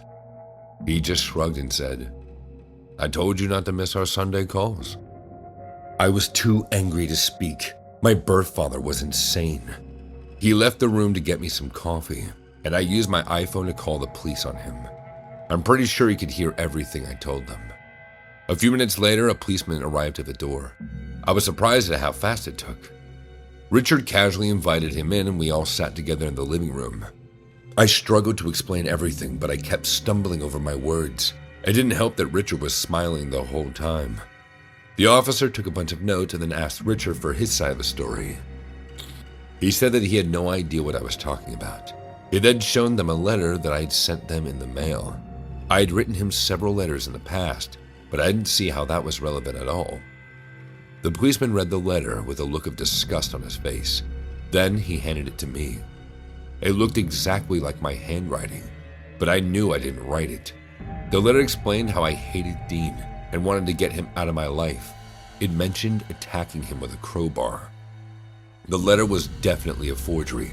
The cop didn't care. He cuffed me and took me straight to a holding cell. I pleaded with him to believe me, but he just kept reminding me that I had the right to remain silent.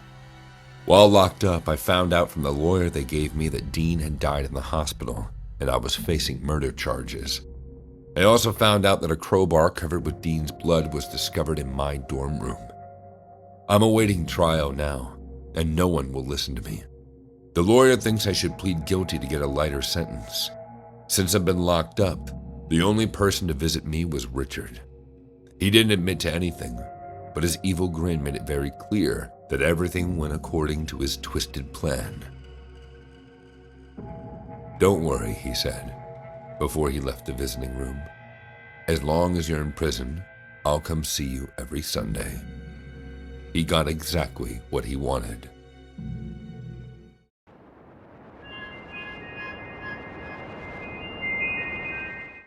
I always thought of myself as a patient person. You have to be when you run a business from home with employees working remotely, manage a successful TikTok channel, and meditate to keep your sanity. But nothing had prepared me for the nightmare that was my high school friend, Tara. We had kept in touch through WhatsApp over the years, and when she told me that she was coming to visit for 2 weeks, I was thrilled. She was vegan now, something I respected but didn't quite understand the full extent of. Nevertheless, I did my homework. I scoured vegan blogs, researched vegan products, and made a list of the best vegan restaurants in town. I even rearranged my schedule to accommodate her strict meal times. It was going to be perfect. Well, day 1 started off well enough. I picked her up from the airport, and she seemed genuinely happy to see me. But by day 4, my patience was hanging by a thread. "Tara, how about this brand of almond milk? It's organic," I suggested, holding up a carton. Tara snatched it from my hand, scrutinizing the label like it was a murder suspect. "No, this one has too much sugar. Can't you find anything better?" We had already spent 2.5 hours in the grocery store. Tara's meticulousness about every ingredient was exhausting. But I tried to help, offering alternatives, trying to be supportive. Nothing was good enough. The next day was worse. We spent another hour at a different store, and Tara was no less picky.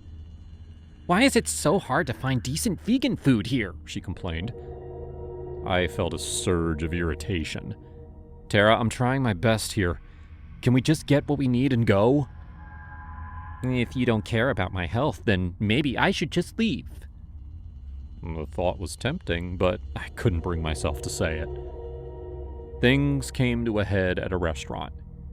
Tara had ordered vegan meat with rice, but when her plate arrived, it came with bread instead. She stared at the dish, her face turning a dangerous shade of red. "Excuse me," she called out to the waiter, her voice loud enough to turn heads. "This was supposed to come with rice. Why is there bread on my plate?" The waiter, a young guy who looked like he was having a rough night, apologized and offered to bring her rice. But Tara wasn't having it. "You should know your menu better. This is unacceptable." She was a full-on Karen, and I wanted to crawl under the table. As the days dragged on, I started to feel trapped in my own home. Tara's constant complaining, Her rigid meal schedule, her picky eating, it was too much. One night, after another one of her meltdowns, I found myself fantasizing about kicking her out. It was a dark thought, one that surprised me, but I was reaching my breaking point. The turning point came when Tara found a journal I had been keeping. I wrote down everything. My frustrations, my thoughts about her visit, and how I felt like I was losing my mind. She found it while I was out getting groceries for yet another one of her specific meals. When I came back, she was sitting on the couch, the journal in her lap. Her face was pale, her eyes wide with hurt and anger. Is this what you really think of me? She asked, her voice trembling. Tara, Don't bother, she snapped. I can't believe you wrote this! I thought we were friends! For a moment, I was speechless. Tara, do you have any idea how hard it's been to accommodate you? I've gone out of my way to make sure you have what you need, and all you've done is complain and make things difficult. Maybe I should just leave. Maybe you should, I replied, my voice cold. She packed her bags in silence. I watched, feeling a mix of guilt and relief. When she left, the house felt eerily quiet, but also peaceful. I took a deep breath, feeling the tension slowly dissipate. For the next few days, I focused on myself. I went for long walks, meditated, and spent time working on my TikTok channel. The space and quiet gave me time to think. A week later, I received a message from Tara. It was an apology. She admitted that she had been difficult and thanked me for trying so hard to accommodate her. She explained that she had been dealing with a lot of stress and anxiety, which made her act out. I felt a pang of guilt. Maybe I hadn't been as patient or understanding as I could have been. I replied, apologizing for my own behavior and suggesting we meet up to talk things through. We met at a vegan cafe, a neutral ground. Over coffee, we talked honestly about what had happened. It was awkward at first, but as we opened up, the tension eased. I'm really sorry, she said, tears in her eyes. I didn't mean to make things so hard for you. And I'm sorry for not being more patient, I replied. I know you were just trying to stick to your diet. We spent the rest of the day together, visiting a nearby park and catching up like old times. By the end of the day, it felt like a weight had been lifted.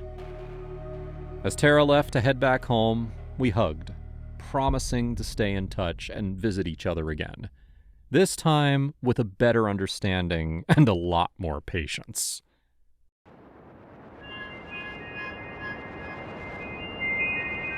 It was sometime after midnight when the fuel light on my car started flashing.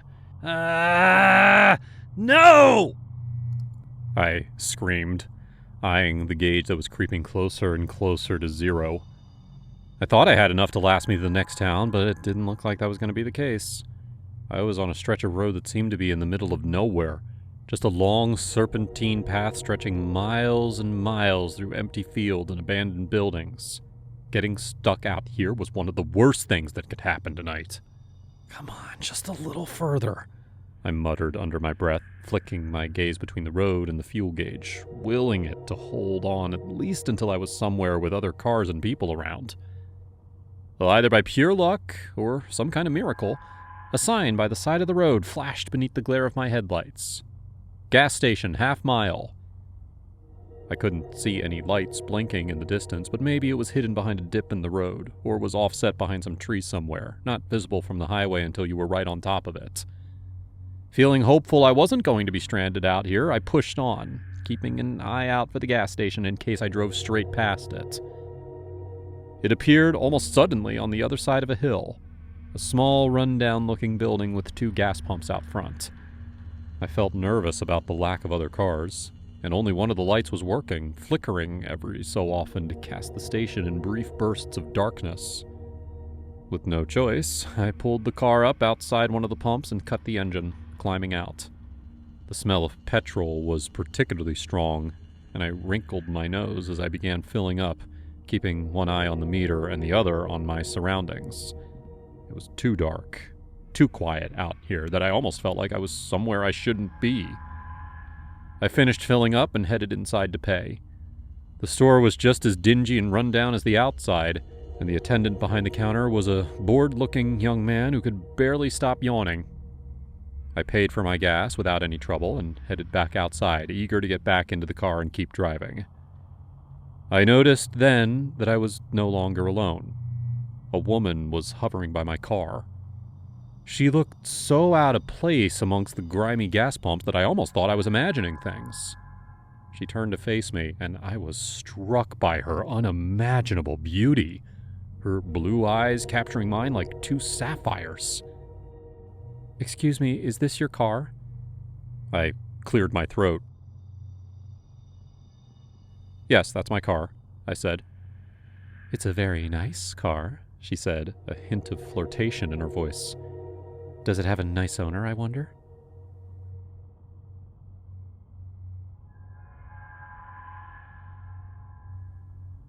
"You see, I'm looking for a lift," she continued, stepping towards me, her heeled boots hitting the ground sharply. "You look like the kind of man who wouldn't deny a woman in need." "Where do you need to go?" "Out of town. Are you heading that way?" I followed her painted red lips as she spoke. "Yes, I am." "Perfect," she said, flashing me a flirty smile. I nodded, gesturing to the passenger seat. "Sure, hop on in." "Thank you so much." She climbed into the car, and I went round to the driver's side, trying to cool my composure. I wasn't used to having such beautiful women in my car, and for the first time I felt vaguely embarrassed by the clutter on the floor and in the back seat. The woman, however, didn't seem to mind. "What are you doing out here so late, anyway?" I asked as I pulled away from the gas station onto the empty road. "Oh, you know," she said vaguely, waving her fingers around. "Just trying to get away from someone." I cast a curious glance towards her, but she was looking elsewhere, out of the window. My gaze lingered for a moment before I yanked it back to the road, feeling heat creep up my neck. "Are you from around here?" she asked suddenly. "Oh, no, traveling for work," I explained. She nodded, making a noise that was between a sigh and laugh. "You won't have heard the local urban legend, then?" "Huh? Urban legend? No, I don't think so," I said, frowning at the direction the conversation had gone. "They say there's a mysterious woman around these parts who lures men from gas stations in the dead of night and takes them to their death." It took a moment for her words to sink in. I forced out a laugh, assuming that she was just messing with me, but I still felt a sliver of dread creep across my spine. The woman had gone silent again, and when I looked towards her, she was smiling at me, her red lips shining beneath the moon. Something else caught my attention, and my gaze traveled down to her dress. There were patches of it that were darker than the rest, like something had stained it, something that looked remarkably like blood. My heart pounded in my chest, and I switched my attention back to the road. Beside me, the woman started humming, a strange melody that filled me with nothing but crushing fear. Was she really going to kill me? Or was she just trying to scare me? "Here's fine." Her voice startled me, and I twitched to face her, taken aback. What? "You can drop me off here." Now, on any other occasion, I would have been hesitant to leave a woman alone in the middle of nowhere, but this time, I wasn't going to refuse. I slowed the car to a stop and put on the brake, swallowing thickly. She turned to face me, her sapphire eyes now cold as ice. Her smile widened further as she reached into her jacket and pulled something out, something that glinted silver and sharp beneath the light of the moon. I never should have stopped the car. My heart thundered as the glint of silver caught my eye. It was a knife, wickedly sharp. And in that moment, everything inside me screamed to run, but I couldn't. I was frozen. my hands gripping the steering wheel so tightly my knuckles turned white. The woman's smile twisted into something monstrous, her sapphire eyes now shimmering with malice. "You shouldn't have stopped," she said softly, almost regretfully, tilting her head. Before I could respond, she lunged. Instinct took over, and I threw my arm up, catching her wrist before the blade could pierce my chest. The car erupted into chaos, her laughter echoing like shards of glass in my ears. Desperate, I slammed my foot on the accelerator, the car lurching forward as we struggled. The knife clattered to the floor, but she didn't stop. Her nails raked across my skin as she climbed over the console, her strength impossibly inhuman. "Get out!" I screamed, my voice cracking with terror. I swerved violently, the car skidding on the desolate road. She didn't flinch.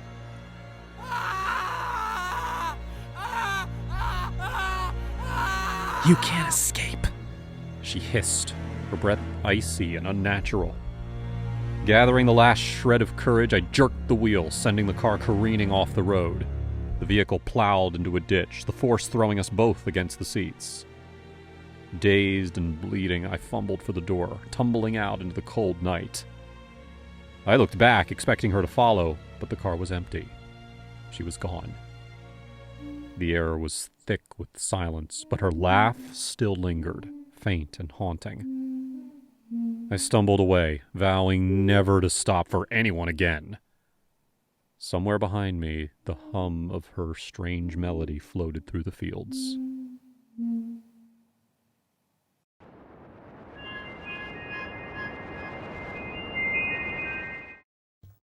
After my friend's New Year's party, I was extremely drunk. I could barely stand as I waited outside my Uber. The car arrived, and it took me a long time to stumble into the back seat. The driver didn't seem to judge me. He greeted me like we were old friends, and as we were driving, he kept making small talk, even though I was barely able to answer his questions. A few minutes into the ride, he asked me about my sister Caroline, so he definitely knew who I was. But when I looked at his face in the rearview mirror, I didn't recognize him at all. He was probably about 15 years older than me. He looked bloated and sloppy. I pulled out my phone to see what his name was on the app, but I couldn't focus my eyes enough to read, so I just asked him, "Who are you?" He muttered, "You don't remember me?" He seemed genuinely offended. I apologized, blaming my intoxication, but I don't think my words came out right. He seemed angry, and when I called him sir out of politeness, he absolutely flipped. "I'm Vincent!" he screamed at me. The car swerved. I still didn't know who he was. The only Vincent I could remember was my high school boyfriend.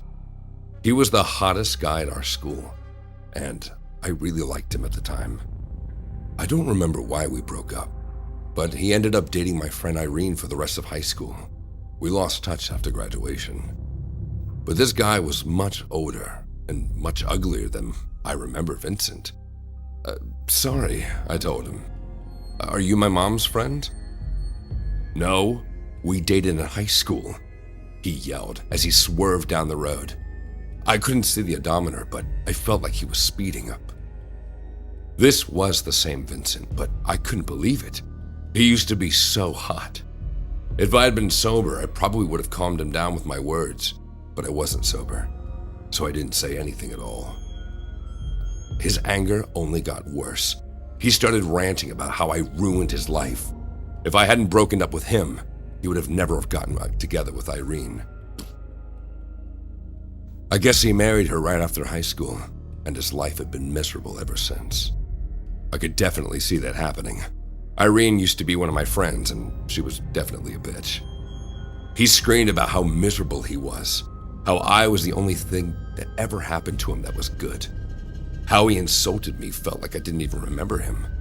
As he screamed, he kept turning around to look at me. His eyes weren't even on the road. "Please slow down," I begged him. He did not slow down. Instead, he smiled darkly and clicked on his seatbelt. I could tell from his expression that he was planning to crash the car. I reached for my seatbelt, but I couldn't find one. I didn't have seatbelts in the back seat. Ignoring my screams, he sped up even more and drove off the road. He was aiming for a tree, but I reached past him and grabbed the steering wheel. We narrowly missed the tree. The car careered down a steep incline before crashing into a trench that ran along the side of the road. Normally, the trench was bone dry, so if we crashed into it, we'd collide with the solid concrete. I'd be thrown out of the car, but Vincent's seatbelt and airbag would offer him a bit more protection. That's what I was thinking, at least. The trench wasn't dry, a solid river of ice-cold water running through it. We had a lot of snowfall on the mountain, but last week it was unexpectedly warmer, and I guess that explained the rushing water. I held tight onto the seat in front of me. My shoulders stuck to the side, but I don't think I broke anything. Neither did Vincent. He was twisting around in his seat, trying to unlock his seatbelt while the car filled with water rushing through the broken windshield. By this point, I felt completely sober. I pushed open the door and swam out. The trench wasn't as deep as I thought. The water only went up to my shoulders. It was pretty easy to climb up the ladder at the side of the trench. Once I climbed on the dry land, I looked down at the car, but Vincent still hadn't resurfaced. His seatbelt must have jammed. I was about to leave him to drown, but after all, he did do this to himself. But I wasn't that kind of person. I carefully lowered myself back into the water and waded towards the car. Vincent had managed to open his door, but he was still stuck under his seatbelt. The water was well over his head, and he wasn't moving. I fumbled with his seatbelt for less than a second before it clipped open. I'll never know why it was so easy for me to open when Vincent had been struggling with it for minutes. I pulled his limp body out of the car and brought him to the edge of the trench. A traffic cop had spotted the wreck from the road. He stood over us and helped me push Vincent's body out of the water. Then he administered mouth to mouth. Vincent spat out a bunch of water and gasped for air. He was alive. 2 separate ambulances came and took us both to the hospital. I don't remember what happened after that. I woke up in a hospital bed with the same policeman sitting at my side. He said the doctors had examined me and that I didn't have any serious injuries. I asked him about Vincent. "He'll be fine," the cop said, "but I'm afraid you won't be able to see him. When we are recovering his vehicle, we found evidence of a crime in his trunk." He wasn't going to tell me anything else. "You're not going to tell me?" I asked, annoyed. I almost died. I deserved to know the whole story. The cop looked at me straight in the eyes. There was a body in the trunk. His wife, Irene.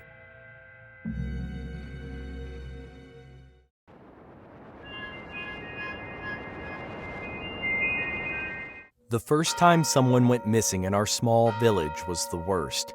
I had never seen the good people of Elric be so paranoid about anything. I was born in Elric, and I had lived there all of my life with my father, mother, and my 3 siblings, 1 older and 2 younger. I knew Elric like I knew the palm of my hands, at least for 21 good years. My parents had known the village much longer. Still, it stunned us all.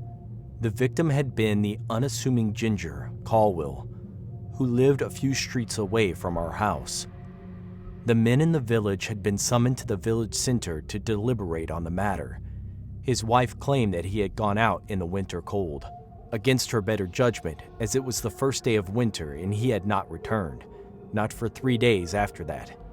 She was probed and asked why she had not reported him missing after 3 whole days of his disappearance. The men with common sense in the gathering thought it unwise to probe a mourning woman. If she was guilty, she'd have escaped the village anyway. We had neither the might nor the police intelligence to scout her from wherever she may have fled to. A search party was sent out for Caldwell, led by the clockmaker Glenn Finch, upon his insistence. They searched for half a day in the blistering cold, and Caldwell was found as a corpse about 3 miles north from the village in the woods. A large bump behind his head, which was now a purple patch from the cold eating into the wound. hinted that he had been hit from behind and left to die. And his legs had been broken, hanging like a macabre flesh stick on his sides. Those who saw his body had horrifying nightmares for days. Then another person went missing, a younger man this time, in his prime, Fleming. Fleming was a bachelor, so he was missing for at least a week before anybody noticed. He was noticed because a man he owed labor to in a farm started to look for him. Again, the men gathered at the village center and formed a search party to search for Fleming in the biting winter cold.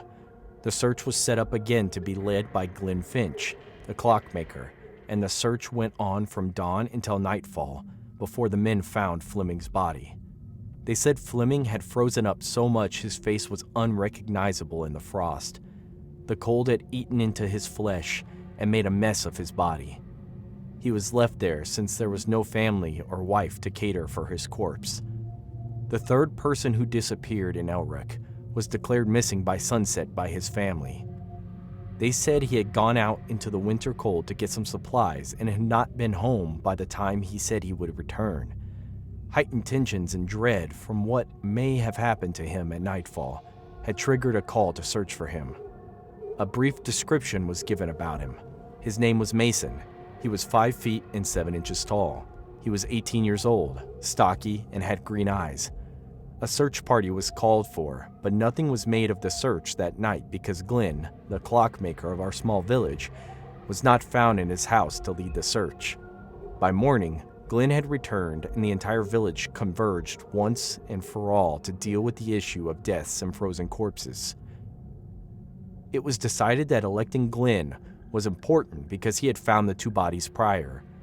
The debate on the best way to find Mason had gone on for a bit until someone spoke from the crowd, asking why it was only Glenn who had managed to find the other 2 bodies when nobody had been able to find Mason. There was a brief silence, shuffled between the draft of cold air into weary lungs. "Maybe because I know how to see things others don't," Glenn answered curtly. It was an unsatisfactory answer, but he waved it off with the back of his hand. "Do you suspect me now? You have no need for my help?" "Perhaps," someone reasoned in the crowd. "A monster was seizing people in the village and killing them." Glenn was a good man, the villagers reasoned. I was there, and I saw how glowingly they spoke of him. Glenn had built the village a magnificent clock tower before winter. It was an edifice that would cost the villagers a handsome fee if any other handyman had been employed for that. For his good work, someone said. It would be unfortunate to accuse him of things that were not established. "Where were you last night?" the same person asked again, and this time, from where I stood, I could see who was speaking. He was a man whose name I did not know, but whose face I had seen enough times since the winter disappearances started. "Again with the accusations. I will not be subject to a witch hunt for my efforts to help Elric," Glenn declared, eyes sweeping through the crowd that suddenly had now gathered around him, with him at the center of attention. The man, whose name I did not know, did not back down. Instead, he stepped into the encirclement with Glenn. He explained that he had suspicions for a while about Glenn and his mysterious clock tower. Nobody knew how the mechanics of such a large contraption worked. We only knew that it told time, and it made a loud chime every o'clock. Colwell's body was not killed where it was found, the man reasoned, because there was no blood around the area where he had been found. Glenn objected. The man said the way the legs were positioned and broken showed that he suffered violently before he died, and so should have resisted with blood splatter everywhere. The other body belonging to Fleming was also not killed where it was found. If he had been killed there, the floor around him would still be bloodied, and the snow would have preserved the bloodstains. "Enough, you worthless wretch!" Glenn cried. But the man did not stop, and by then he had the attention of all of us villagers. The conclusion he reached was that wherever Mason was, Glenn already knew. "You pathetic wretches! Your life is not worth anything anyway." Glenn's sudden outburst took us all by surprise. He would kill us all one by one at the clock tower if he had his way. his eyes evil and cold, was something we did not expect to see. What could we do to him? Mason was dead anyways, he revealed. Maybe the cold would get to him before we did. Or maybe we would get to him before the cold. The villagers had had enough of his words, and before he could continue, he was mobbed and battered to death in a matter of minutes. Afterwards, his clock tower was pulled down.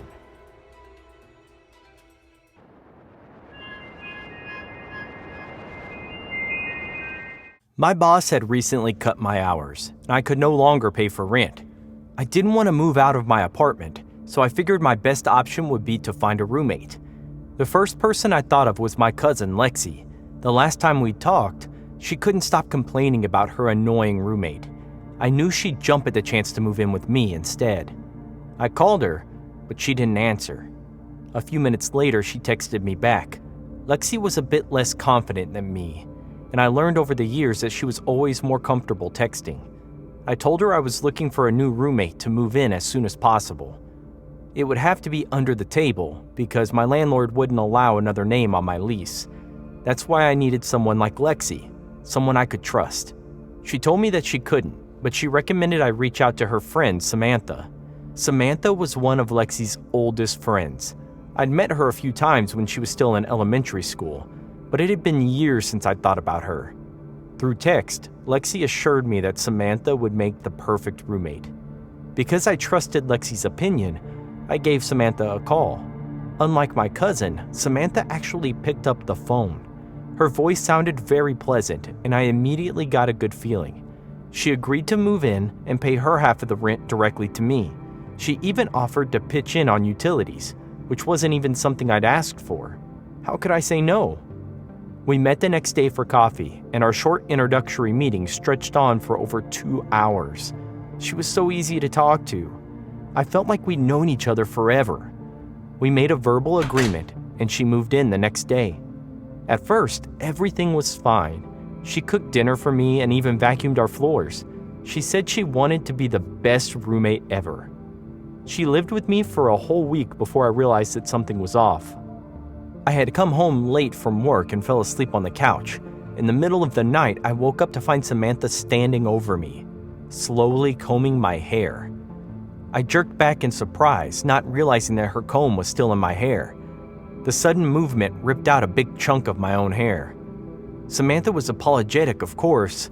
She explained that she had seen my beautiful hair hanging over the arm of the couch and she wanted to help me get rid of all the tangles. I told her that no matter the reason, it was a very inappropriate thing to do. She apologized and said she understood, but that wasn't the last of her weird behavior. After that, she stole my clothes without asking. She snuck into my bedroom and stood at the foot of my bed, watching me. She even brought home a pet iguana without asking me first, so I had to take it back to the shop myself. But it wasn't just the things she did, it was the looks she gave me. Like she was always worried about getting caught. I didn't know what her deal was, but I started to feel scared around her. I texted Lexi multiple times throughout those first few weeks, but she always stood by her friend. She said I was overreacting, but things just got creepier. I came home one afternoon to find Samantha standing in my room, sniffing my clothes. When she saw me, she acted like it was no big deal. I couldn't even speak. Things had gone way too far. I wordlessly backed out of the apartment and drove straight to Lexi's place. I needed to ask her why she'd ever recommend a psycho like Samantha. When I got there, the front door was half open. I looked inside and saw a policeman pacing around the living room. There were dried bloodstains throughout the room with little number cards next to each one. This was a crime scene. Lexi was dead. I walked inside not thinking. The policeman stopped me at the door and told me to leave. "Please," I said. "My cousin lives here. I need to know what happened to her." The man said that Lexi was indeed the victim. She'd been dead for weeks, but no one had reported her missing because someone had taken her phone and pretended to be her. The only reason the police found her that day was because her neighbor had reported a smell. My knees buckled under me, and the policeman had to catch me before I collapsed. If she'd been dead for weeks, then that meant she wasn't the one who recommended Samantha. Samantha had recommended herself. She'd stolen Lexi's phone. And I guess that meant she'd killed Lexi, too. I told the police officer my suspicions, and he asked if I'd like to come down to the station to give my statement. He offered to take me in his car, but I said I'd rather drive separately. He agreed. I guess he could tell I wasn't a suspect. He went back inside to finish up his investigation, but I didn't leave. I waited along the edge of the house and called Samantha. Trying to sound casual, I told her that I was on my way to Lexi's house for a surprise visit. "Don't!" she said, but when I asked her why, she couldn't think of an excuse. Eventually, she said, "Wait for me. I'd like to see her too." And then she hung up. 5 minutes later, she parked her car next to mine and approached me. "You didn't go inside yet, did you?" I glanced towards the window behind me. I could see the policeman just inside, but Samantha didn't. "Yes," I answered her. "She's been murdered." "What?" Samantha said with fake surprise. I looked her dead in the eyes and asked her if she was planning to kill me like she killed Lexi. She looked around, still not noticing the policeman behind the window. She leaned closer and whispered, "Of course. That's what I do." That was all the confession I needed, but she went on. She gleefully explained how she'd find a roommate to live with, mess with them until they noticed, murder them, and then take their identity to find a new place. Then she'd repeat the process all over. It sounded genuinely ridiculous, but she must have been doing this without consequences for a while. "And now that you know everything," she added, "I have no more use for you." And with that, she charged forward and pushed me into the house. She pulled a knife from her pocket, and the most evil-looking grin stretched across her face. That's when she saw the policeman standing just a few feet away.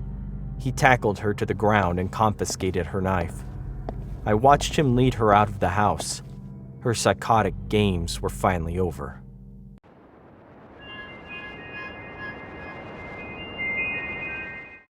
This year, I moved to a pretty big city in California.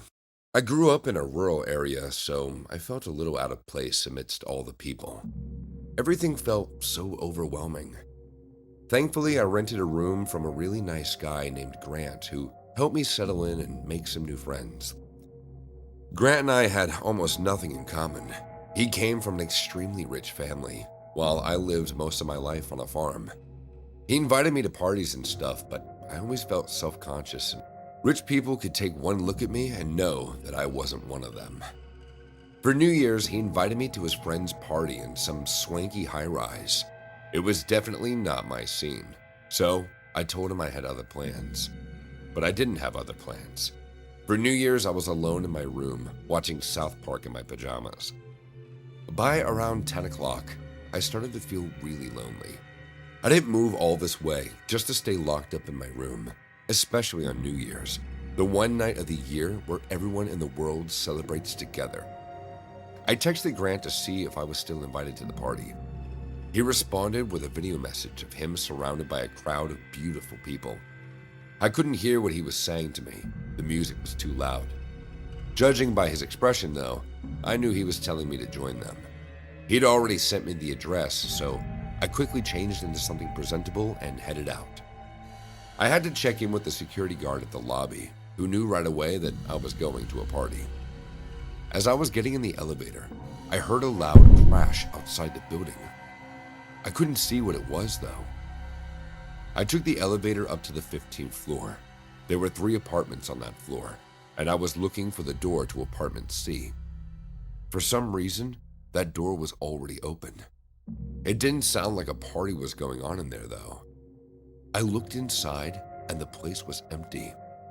There were signs of a party, like empty cups and plates of finger food, but no people. "Hello?" I called.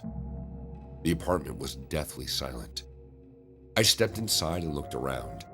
The sliding glass door to the balcony was open, letting cold air rush in. No one was on the balcony either. I didn't know what was going on, but I had a feeling that I'd been set up. Grant was playing some rich guy prank on me. He gave me the wrong address. He was probably at the real party right now, laughing at me with all his friends. I felt a surge of anger as I walked back to the elevator. A short old man was already inside. He smiled at me. "Going down?" he asked. I nodded. I wasn't in the mood to talk with anyone. He didn't take the hint, though. "All your friends have left the party," he muttered. "Do you know where they went?" I asked. All he said was down. I felt very uncomfortable standing next to him. Without realizing what I was doing, I jabbed at the button to the next floor. I figured I would take the stairs for the rest of the way down. "Is this your stop?"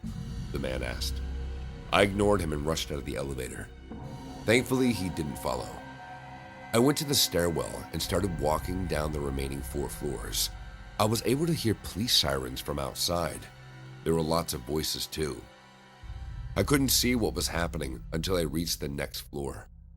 There was a small window I could look out. I saw police lights flashing and a circle of people gathering in the parking lot just below me. They were looking at a pile of clothes on the pavement. At least, that's what I thought. I needed to get a better look. I raced down to the next floor and stared out of the window.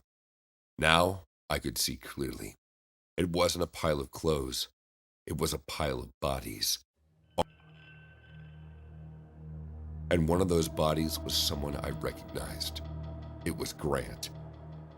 That's when it all clicked into place. Those were all people at the party. They'd fallen from the balcony, but how?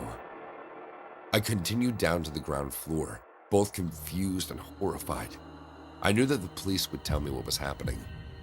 I walked out into the lobby and immediately saw 2 policemen. They had pinned someone to the ground, screaming at him. I got closer and saw that it was the man I'd met on the elevator. One of the police got right in his face and screamed, "Why did you do it?" The man didn't respond. Instead, he slowly turned his head so he could look at me right in the eyes. He whispered, "The party was too loud. I had to stop them."